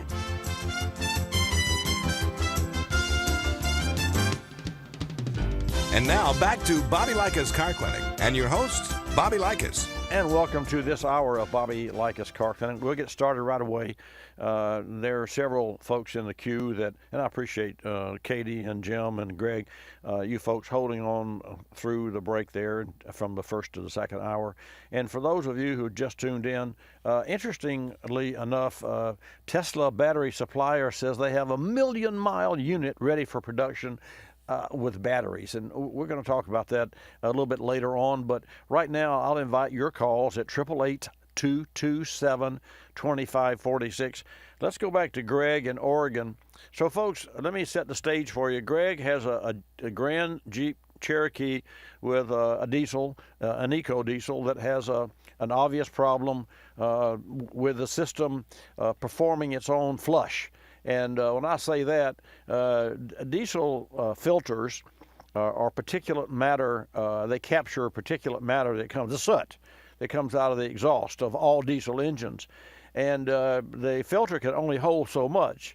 That's why in an engine we change the oil filter, because it can only hold so much debris. And then there's a pop-off valve, and when it pops off, it would be analogous to flushing the toilet, and all of the debris that the filter has restricted and captured goes into the engine. And they're bypass valves and oil filters that allow that, because to have dirty oil in an engine is better than having no oil in the engine. Now, if you use that same analogy and same method of operation in a diesel, you wouldn't be legal, because the EPA wouldn't allow you to take a stopped up filter in an eco diesel engine, whether it's a Jeep or a Ford or whatever, Dodge, Ram, doesn't matter, and then let it dump into the atmosphere, because then it would be defeating the purpose of the filter. So Greg from Oregon is on the phone with us, and he has this problem that is a national problem, and they've reprogrammed the onboard computer. So Greg, how many times has your onboard computer been reprogrammed to supposedly correct the problem where your vehicle won't go into the regen mode? And folks, the regen mode means that they simply add extra diesel fuel it downstream to the filter, and it burns whatever in the filter, and then that vapors go out and as burned vapor or some debris. It has to be some debris that goes out the tailpipe, but it's not just the raw debris there. So how many times is that? Is that, if I set the stage correctly, Greg? Is that what's going on? Yep, that's exactly, and they've upgraded that system 3 times, and supposedly it's supposed to force the engine to go into the regen mode more often. Okay, so that can be a problem too, because you're supposed to drive it on the road. You could be downtown doing something, and it comes on. Right. What do you do? Well, exactly, and so to that end, and folks, to that end, when the vehicle has been driven X amount of miles at X amount of temperature, the vehicle's computer is programmed to say, okay, we know using algorithms that filter is stopped up by now, so it's time to clean it out. And then when it does, there's a regen light that comes on, so the driver knows it's regen. So, Greg, I know that a service manager or someone with Jeep told you that when your car gets out of warranty, you're going to still have this problem, or at least he implied that, and he said maybe you should think about getting rid of the car. Is that correct? Yes, and not only that the problem would still exist, but that they've had a problem with the fuel filters, in that they're high pressure, and if they go bad, it throws small metal debris throughout the fuel line. Wow. So the whole fuel line has to be replaced. Well, what year is your? Yeah, I'm beginning to get the picture here. I guess you got to know when to hold and when to fold. What year is it, and how many miles on it, and how long before the warranty's out? Well, it's a 2015. It has 102,000 miles on it, and the warranty that new extended warranty that they gave us is out at 120. So I have about 17,000 miles to go before it's out of warranty. Well, here's what I would suggest, and we have had issues where computers would not go into the regen mode, and actually a technician in a service shop using factory authorized software can put the car into regen mode, and then but in order to finish it's like, okay, engine, you're going to a regen mode. It's like an artist. Okay, I want you to do a portrait of my baby, let's just say, and you give that to the artist, that contract, and the artist says, okay, it's going to take me 2 weeks. No, I want it now. I'm sorry, you can't have it now. It takes me 2 weeks. The same thing's for the regen. Your car goes into regen mode, and then you have to drive it on the highway at X throttle for X amount of miles before the photo is, or before the regen's complete. So and that's the analogy. So it's not like you can just flip a switch. Here's what I recommend. I have to agree that it's probably wise for you to consider another vehicle, but in the meantime, I would do everything in my power to try to get the Jeep manufacturer to replace the onboard computer, not reprogram it. You can only reprogram, you can only do what the program says. And if the computer takes it, that's cool. But certainly, I think it's time for perhaps another computer. But then again, you and I may be, here we are on the outside trying to figure out what the OEMs aren't going to do, and which means that they can't program the computer to meet the OEM's, the EPA specs after a certain amount of miles, because things wear and things don't work as they did when they were new. So, what I'm saying here is, I think you should ride that horse another 15,000 miles. I think you should insist on not an upgrade on software, but on a new computer. I mean, at least you've got a leg to stand on, because you do have a warranty, and what they have done hasn't corrected the vehicle. Now, as far as the filter, the fuel part of it, just make sure you keep the fuel filter changed, and there's not much you can do there except change the fuel filter. And I don't know what are their specs. Do you know how often that should be changed? I don't, but I have it done with the oil changes. Okay. Well, that's overkill, but but that's okay too. Yeah. You're a good car caretaker. So yeah, whatever. I mean, you're a good steward of your car, and you deserve the best. So what I would do then is I would find the right service manager that says this. Here's the bottom line. If I'm your service manager and I've reprogrammed your car and it's not working, I'll tell you what I'm going to do. I'm going to replace the computer, because I know that Jeep, it would pay me to replace the computer. Even if it's not good, to take a step to satisfy the customer is better than to tell the customer. And this is the worst. I hate the story when people call me and they say, well, I took it to the dealer with 25,000 miles and it had this noise, and they say, oh, they all do that. Well, if they all do that, let's go drive one on the lot and see if it does it. Oh, well, so I say to you, don't accept that. They all do that because they have a responsibility. They sold this product, they made it, and they have to stand behind it, and I think they should. So with that, that's my best advice is to give them another 15,000 miles, but in the meantime, do your due diligence, and maybe you may want to look at another vehicle because life's too short to wait for Jeep to fix a problem that they created. That makes sense? Right. Okay, my yeah, friend. that makes perfect All sense. right, okay. Thank you very much. You're welcome very much. Thank you for holding through the break. And to that end, let's go to Louisiana. This is the most patient lady in the world. Katie in Louisiana, thank you so much for holding. You've been there for a while. And that's okay. I enjoy listening to well, you. thank you so much. And just for your information, in 1 minute, we have another break coming up. And folks, we don't have a lot of breaks. It's just that I'm spending a lot of time with each individual person because that's my choice, and that's what I want to do. I want to help you. So, Katie, we can only set the stage before the break, but give us the nut of what your challenge is. I did what you told me. I told my nephew to spray that stuff in the motor, which he did, and it has fire. And I told him, I said, quit trying to turn it over, because Mr. Bobby said that oil's going to come off the walls and go into my rings or whatever. Right. So anyway, it still doesn't want to start. But what they did, they had taken when they had dropped the tank, he had taken some gas out of it so he could drop it. Right. And he took 5 gallons. Right. So they put the tank back on, and it's still doing the same thing with the new filter.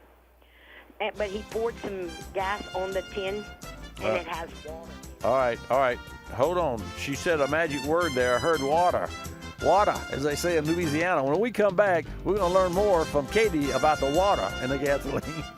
Electrical demands in today's vehicles include things like start-stop technology and backup cameras. Fantastic features, but they can put a strain on your battery. AGM or absorbent glass mat batteries are up to the challenge. Precision engineered to offer the ultimate combination of power, durability, and reliability. What affects battery performance? Harsh climates, frequent stopping, and aggressive driving all affect battery performance. With its compressed cell design and glass mat separators, AGM batteries are built to excel in these types of conditions. Learn more AGM advantages from Clarios at autobatteries.com. That's autobatteries.com. Coolant leaks are never fun, but they can be especially challenging if you're far from home and repair shops are closed, like many are right now. It pays to be prepared. Keep an emergency road kit in your vehicle, and inside should be a number of items, including K-Seal. K-Seal is a pour-in solution to help stop cooling system leaks. It features ceramic technology designed to repair the leak without clogging. K-Seal is available nationwide at parts stores like O'Reilly Auto Parts. Check O'ReillyAuto.com for store hours and shipping options. Berryman Products is committed to providing the products needed to help maintain your vehicle, like their 4-step professional air and fuel management maintenance kit. While tune-ups are now often scheduled at 100,000 miles, carbon constantly builds up on the valves, combustion chambers, and pistons. Fuel injectors can also clog. We call this the wet side. The dry side is the intake manifold runners and throttle body. No fuel passes here, but along with filtered air, the EGR system dumps inert exhaust gases into the intake and the PCV system. This results in gunk buildup that can cause hesitation, stalling, and poor overall performance. Berryman's 4-step professional air and fuel management maintenance kit cleans the fuel system and decarbonizes both the wet and dry side every 30 to 40,000 miles. It features mass airflow sensor cleaner, air intake and throttle body cleaner, an intake valve and combustion chamber cleaner, and a pourable liquid professional fuel system cleaner. Visit BerrymanProducts.com for information about the 4-step professional air and fuel management maintenance kit and other fantastic products. You're listening to Bobby Likis Car Clinic. Telephone tip. From Geico Auto Insurance. When calling Geico to switch your car insurance, you will not need acetaminophen, naproxen, indomethacin, ibuprofen, a cold compress, an on-call acupuncturist, or any other pain remedy. In 15 minutes, you could save 15% or more. If it were any more painless, you could do it in your sleep, which is theoretically possible since we offer complete 24-hour service. Call 1-800-947-AUTO, 1-800-947-AUTO. Geico Direct, the sensible alternative. When you purchase the latest TV, tablet, or smartphone, don't forget to do the right thing with your old ones. Recycle them. The Consumer Technology Association and its members are making recycling your old devices as easy as buying new ones. Just go to greenergadgets.org, type in your zip code, and you'll instantly find the recycling location closest to your home. You'll also find recycling tips, like asking the store where you buy your new TV if they'll haul away your old one. Don't let your old tech tools clog your local landfill. Just visit greenergadgets.org.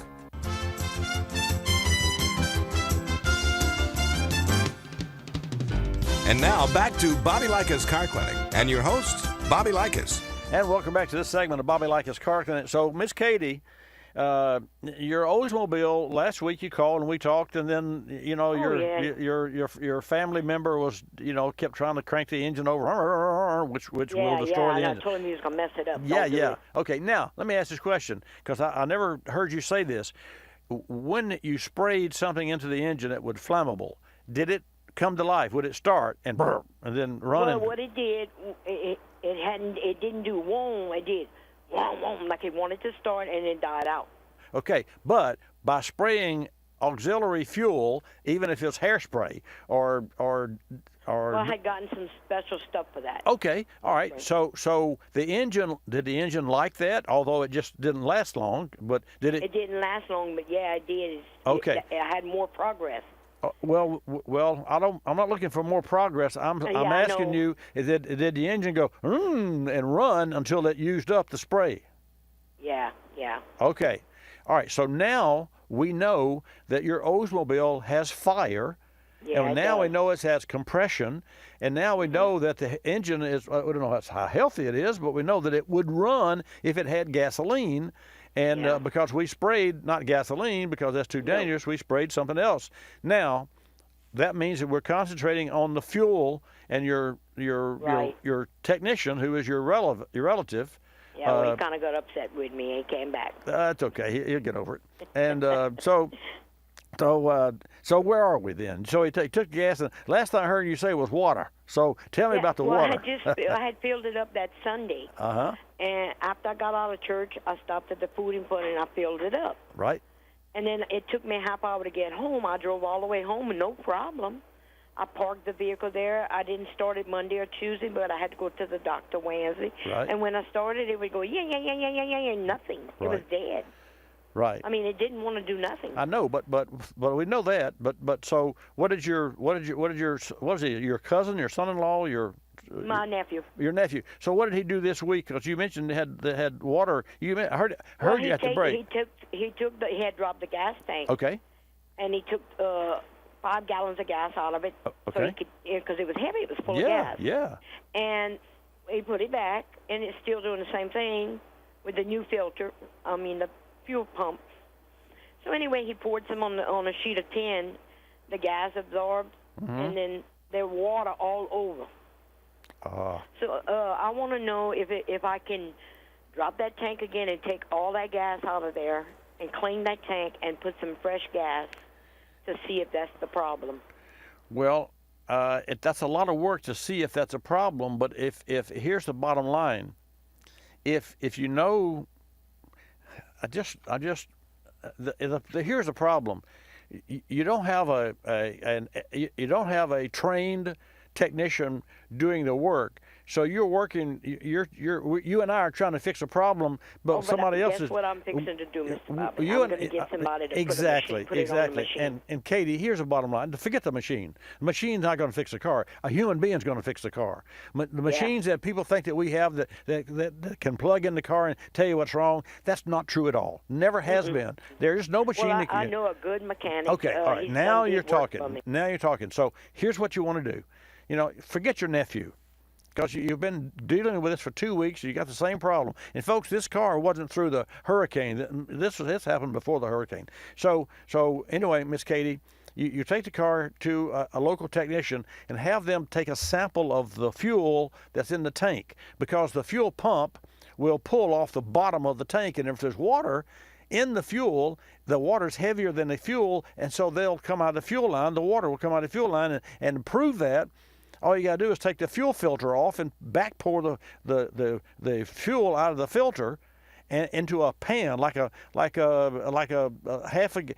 half a gallon jug of milk, a jug, and cut it in half, and then take the filter and then take the filter off the car, the fuel filter, if it has an external fuel filter, and I think yours does, and then back pour the fuel out of the filter, not the way it flows to the engine, but the way it flowed from the gas tank, and back pour it, and you will see and get a blood sample or a fuel sample. And then if you keep shaking it, and then you see in this little bottom jug here, you see little debris, little carbon, which is normal, that comes off the fuel pump, and some other debris, which some of it's normal. And then you see a little droplet of water that's going to stick up like a little mole. It will. A drop of water in gasoline will stick up like a little frog or a little droplet of water. And if so, you know there's water in the tank. Then you make the decision, pull the tank, purge the tank, clean it, put it back together, and purge the fuel system, and then run a cleaner system through it to help dissolve the water that's toward the injectors, and now you've probably got a car that's going to run. Does that make sense? Yes, sir. Bobby. Yes. My son-in-law says you can pour stuff in the tank that'll dissolve that water. Is that true? Yes, to a point. You can actually use ethanol. You could actually take E85 ethanol if you had the tank, because ethanol will absorb water and it will suspend water. Ethanol will suspend 26 times more water than gasoline.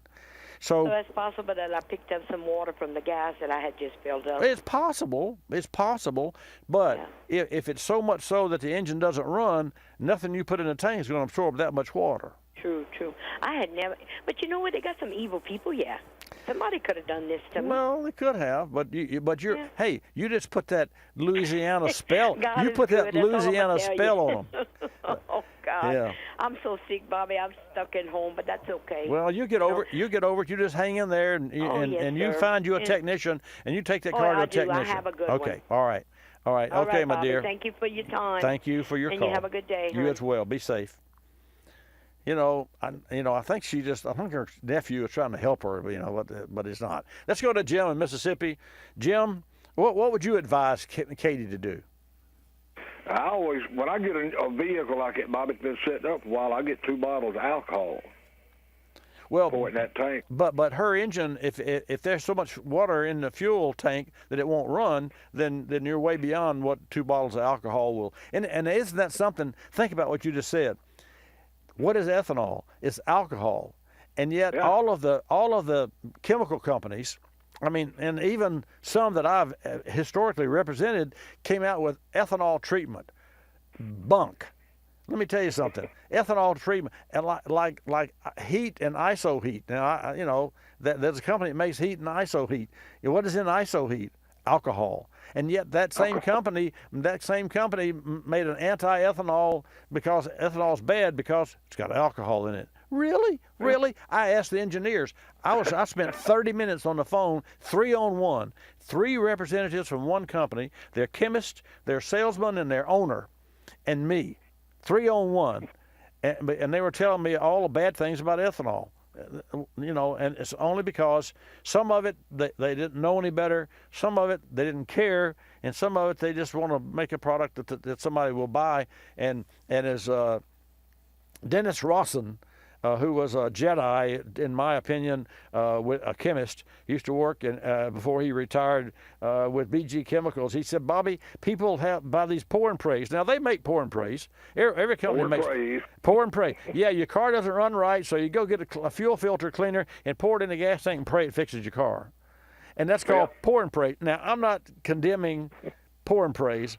I'm condemning the fact that it's all application sensitive, and you got to know when to hold them and when to fold them, and that's I use cleaner. I use cleaner in my car every 5,000 miles. Anyway, what'd you call about?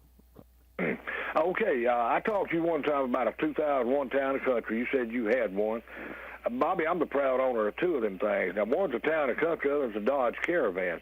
But they both got the same problems with the front brakes, which I fixed at the Town and Country.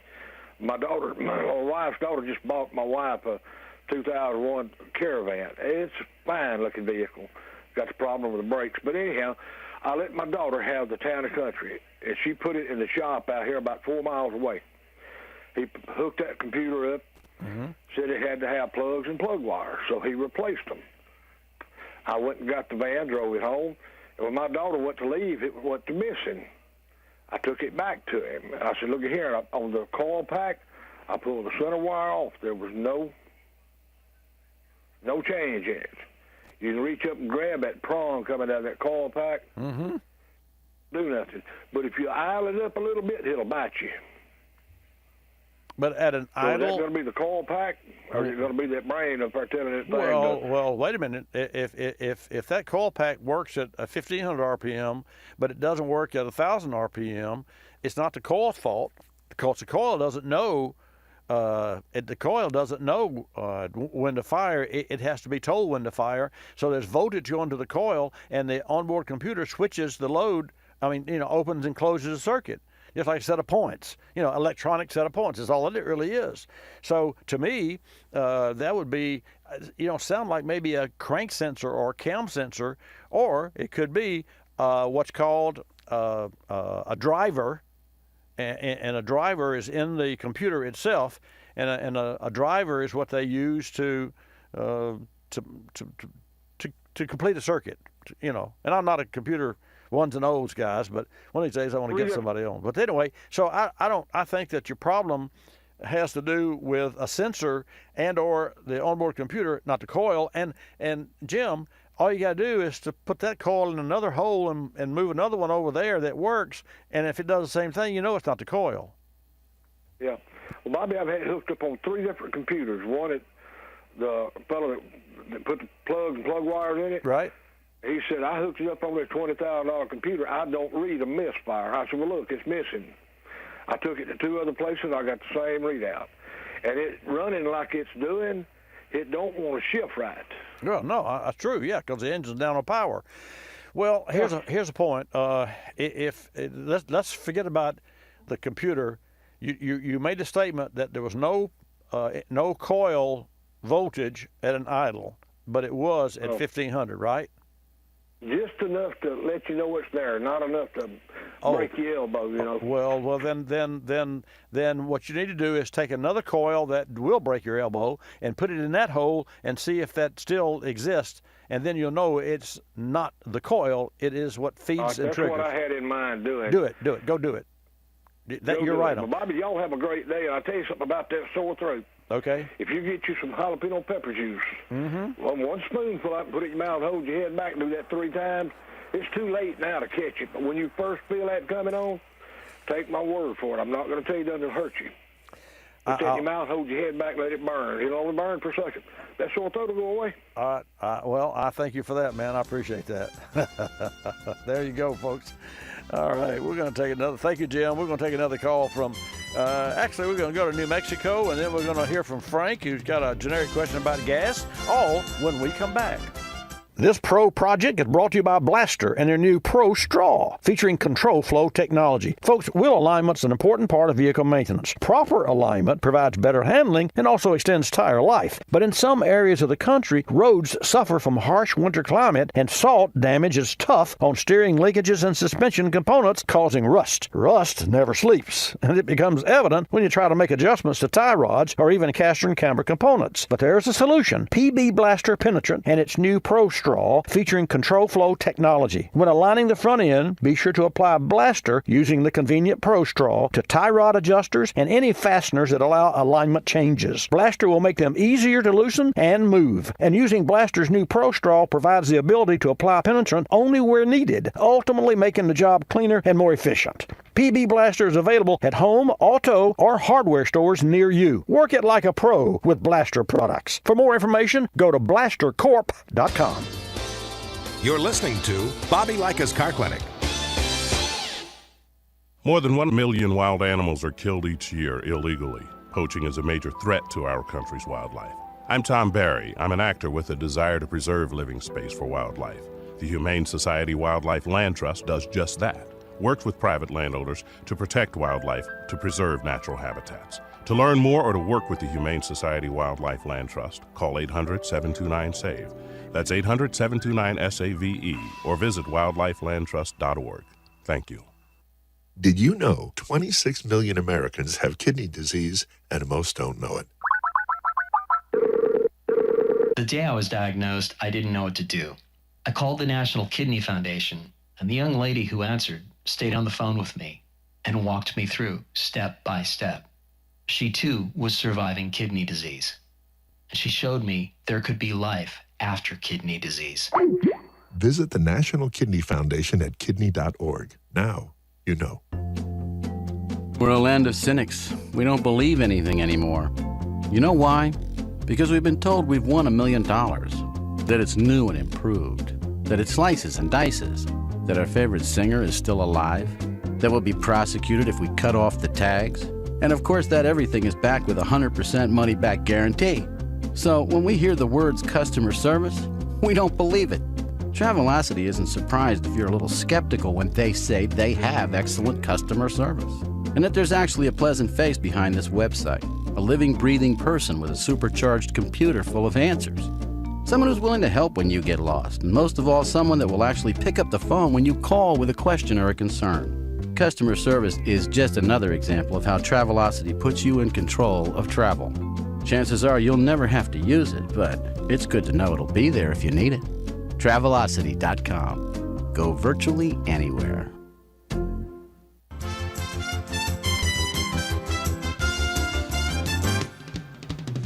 And now back to Bobby Likis Car Clinic and your host, Bobby Likis. And welcome back to this segment of Bobby Likis Car Clinic, brought to you in part by Blaster Corporation, folks, the makers of, and you already know this, but I'll remind you, PB Blaster, which breaks free rusted parts.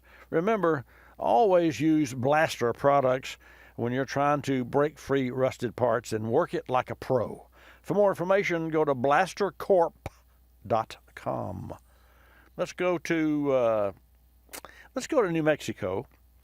But first, and welcome Tim from New Mexico. So Tim, welcome to Bobby Likis Car Clinic. Oh yes. Okay, now that we've got the formalities out of the way, I want to give the regular gasoline prices for the United States and an average.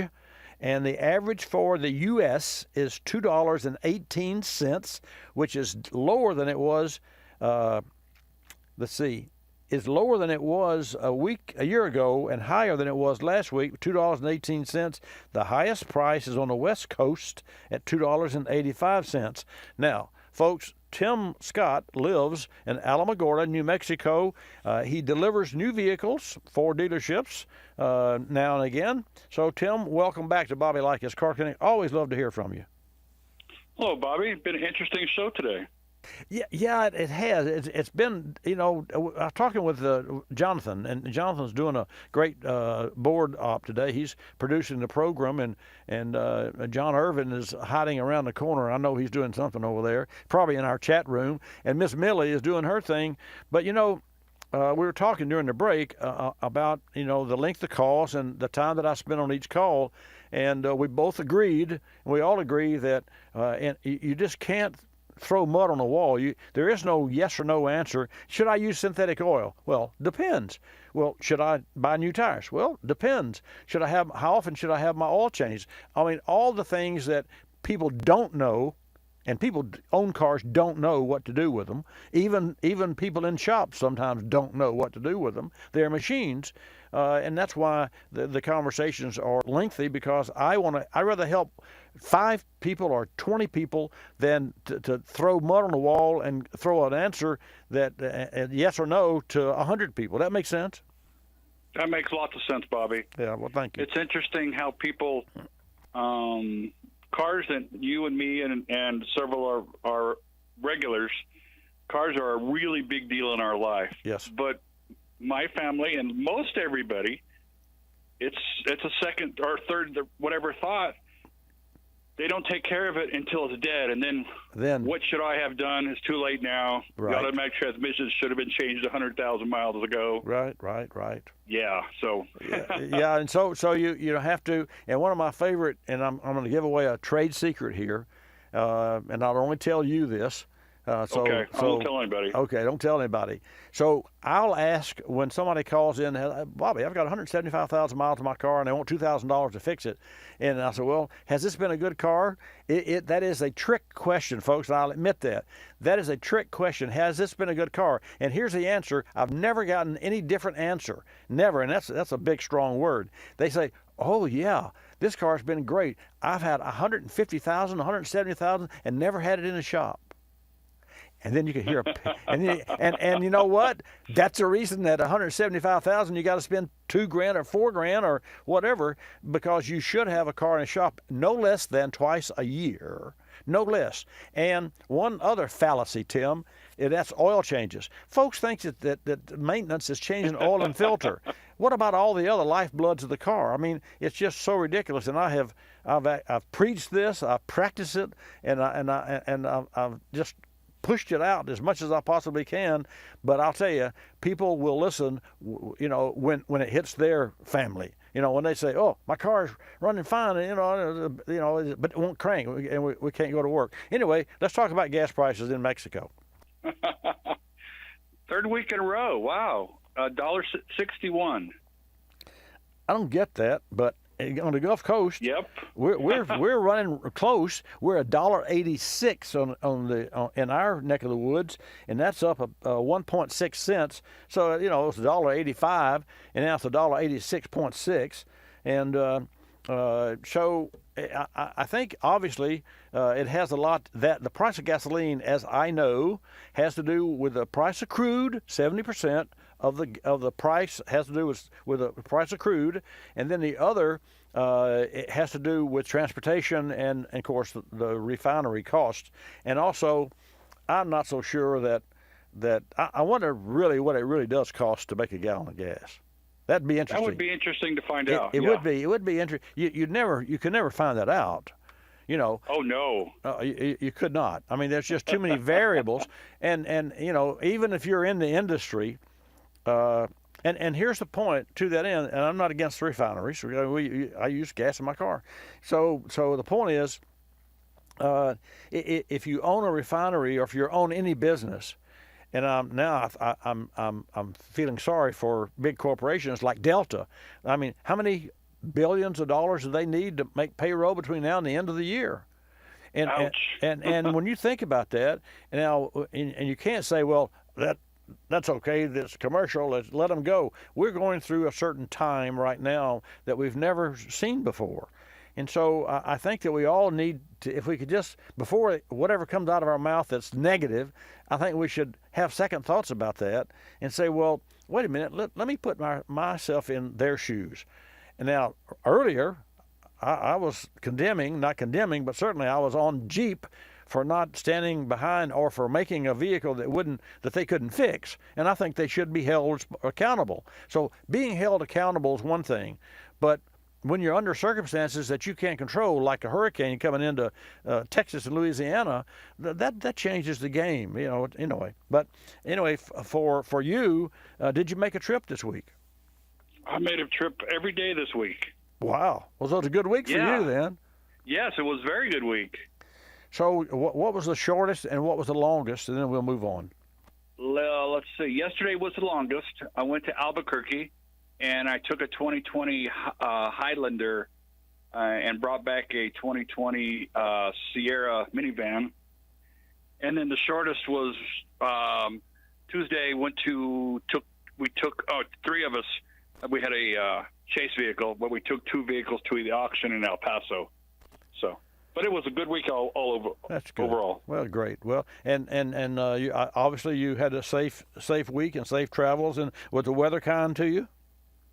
The weather has been so good here. Oh, that's great. We haven't had rain in a week. I know, I hate to say it, but I hope we get a little bit of the hurricane dust or the droplets headed this way for the fire. I'm with you. Yeah. Well, it's always great to hear from you, a gentleman. And by the way, just for you this week, I want to pass this, and I don't want to expand on our gasoline, but I do have, and I've never broadcast this before, never, but this is the first, the price of diesel. And because I'm not interested in diesel, but I said, okay, what I saw that on my same government report. So the average price for gasoline, as I said, is $2.18. The average price for diesel is $2.42. So I found that really, $2.42. And in California, diesel is $3.26. $3.26. But I'll tell you what, I bet you money the reason the diesel is so expensive in California is because California leads the way with clean air, because they have, an air emissions issue. So if for probably, and I won't speak for the people in California or the lawmakers in California, they just soon not have any cars except EV cars in California. And I'll tell you quite candidly, at one point in time, we're going to see not a vertical EV, but a horizontal growth of EV cars. And I mentioned about a 1,000,000-mile battery, so stay tuned and you'll hear about that as well. Tim, always great to hear from you from Alamogordo, New Mexico. Thank you, sir. Thank See you, you sir. next week. Everybody be safe. Take care. You be safe too. So, folks, we're talking about the weather, and we're talking about things that we can't control, and COVID is one of those things that we can't control, and so we have to do everything that we can to try to handle that. And so let's go now to Frank, because we are toward the end of the program. So, Frank, thank you for holding. You have a Harley Davidson. So welcome to Bobby Likis Car Clinic. Glad to have you join us. Hey, Bobby. Hey, how you doing? I appreciate it. I just got a quick question for you about gas that I've heard you speak about a few times. Okay. After numerous gasoline or gas tank problems with my Harley, I was talking to the local dealership who said they went and tested all of the octane-free gas stations in the area, and I'm in Florida with you as well. Right. They tested it for octane and ethanol, and they found that the octane was not always exactly, was quite a bit lower, and the ethanol in the ethanol-free gas, as advertised, actually had 6 to 8% ethanol in 90% of all the gas stations they checked. So, and they went and talked to each business, and they just said, of course, they didn't get many results. But so I wanted to hear your thoughts about that, and I'm concerned because I had my gas tank liner come apart on my Harley. It just came apart in big chunks, and so I had a lot of gas problems, and the bike was down for a while. And they always said to me, "Don't use ethanol gas." And I said, "I never used ethanol gas." And they were all perplexed as to why my liner would have just come apart in 2-inch chunks. So my really question for you is about gas, and not going to state exactly that it's untrustworthy, but do you have any thoughts about gas stations and how to ensure that we're actually getting what's advertised? Yes, you can certainly buy at any part store a test kit for gasoline to determine if it has alcohol in it or not. It's really easy to do. You just put a beaker in there and of X amount of gasoline, and then you add X amount of water and shake it, and it will separate. It would cause phase separation. And if you've got, say 50 cc's of gasoline, and you put in 10 cc's of water, and you shake it, you should still have 50 cc's of gasoline and 10 cc's of water. But if there's alcohol in there, you may have 14 cc's of water and 46 cc's of gasoline, because you've caused it to phase separate. But you have to put in a copious amounts of water to create phase separation. Anyway, they make test kits for that. So that's what, Frank, that I would advise you. Now, as far as a liner, I'm not a motorcycle person, so I don't know the answer to that question, but I do know this, that for the last 15 years, I doubt very seriously there's a motorcycle out there that can't use E15, and I would challenge anyone that would say the difference, including Harley. I just sold, if you listened, my 80 Porsche that I had for 35 years. I bought it from my cousin, and I sold it to a gentleman in Connecticut. And for the last 15 years, I finished the restoration in 2004. I put 1,500 miles on it since 2004, 1,500. And it's had E10 in it for the whole time. And it is a 80-mile car that wasn't set up for E10. So, and it never damaged it, nor was I concerned about it. I did use a stable to stabilize the gasoline, but that same stable works with ethanol as it does. But anyway, you can buy and you can check it. I'm not surprised that you heard that the gasoline that was supposed to be straight wasn't straight. But I wouldn't take somebody's word for it. I would do my own testing, because people that talk about things like that usually, as a rule, don't know what they're talking about, and they don't know what a test kit is. So I would challenge that information and where you got that information, because by law those companies can't do that. But it wouldn't surprise me that they are doing it. But by law, they're not supposed to do that. So it'd be wise to do that. Hey, I got to go. Call me again after you've done some of your own testing, okay? All right, Bobby, thank you. Thank you. Let's go to Louisiana. Quickly, Renault, welcome to Bobby Likis Car Clinic. Good morning, Bobby. Morning, sir. This is Reynolds. Rendell. Well, you're from Louisiana, so I had to do something there a little different. Anyway, welcome to Bobby Likis Car Clinic. Glad to have you join us. Yes, I have a 2014 Mustang Shelby GT 500. Okay. I have 6,500 miles. Wow. What would you recommend as far as tires, oils, lubricants, and other changes? I would recommend that you use a synthetic engine oil. Mobil 1 is a great synthetic engine oil, and I would change it annually, and I would change the filter and the oil annually. I would initially, now that it's a 2014, I would change all of the liquids in the car to synthetics. That includes the transmission and the differential, and the engine, and I would change the coolant, and you can certainly check it. So all of the lifebloods I would have changed using a certified technician with a machine that can extract the old and put in new. And listen, we're out of time, Reynolds, so call earlier next week. I'll have some other information, and we can discuss at length. And thank you so much for your confidence in me. We'll share information together next week, okay? Okay, thank you. Thank you, my friend. So if we have time, let's try to squeeze in. Folks, these are really difficult times that we have right now. Here's a quick message from our partner sponsor, O'Reilly Auto Parts.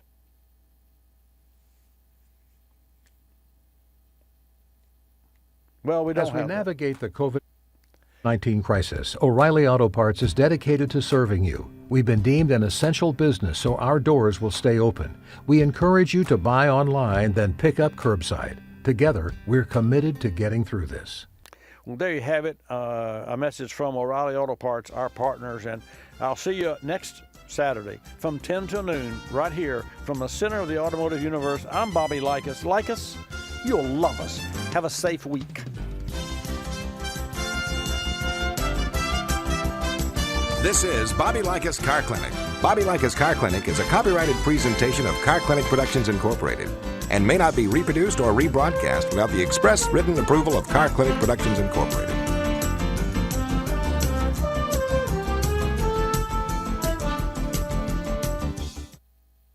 Insurance 101, courtesy of Grundy Insurance. Uninsured motorist liability and underinsured motorist liability are both important aspects of vehicle insurance, as they can protect you against an at-fault driver who is not insured or doesn't have enough insurance. Important to note, the definition of who's insured refers to people, not vehicles listed on a particular policy. So the uninsured or underinsured limits you select for your policy for your everyday cars will transfer over to you when driving your collector car. Find out more at Grundy.com. That's Grundy.com. Your vehicle a little sluggish, throwing off trouble codes? Take action with Berryman's B12 Chem Tool featuring HEST, or high-energy solvent technology. Using HEST with high-powered detergents, Berryman B12 Chem Tool provides a 1-2 punch to knock out carbon deposits. But don't take our word for it. According to Thomas, your products are so underrated. This stuff flat out works, and you can't beat the price. Thank you for making such a great product. Learn more about Berryman products and their HEST technology at BerrymanProducts.com. That's BerrymanProducts.com. You're listening to Bobby Likis Car Clinic. P. Ricey Outfitters, I'm Tina. How can I help you? I'd like to place an order. Great. Which item? The cotton roll neck sweater, large. Okay. Periwinkle loaded or caramel? The caramel, please. The what? I'd like it in caramel. Oh, the caramel? Yeah, that's what I said, Tina. Actually, you said caramel when it's pronounced caramel. Can't we just call it yellow? No. Everyone knows the best part of a Milky Way. They just don't know how to say it. After all, it's our caramel. It's caramel. Ugh, that makes a Milky Way great. You start my morning, you stir in my soul, you warm my heart, make me feel whole. Your aroma calls me, starts my morning. Happy morning, your name is Folgers Mountain Grown. Now you're here, your aroma helps me wake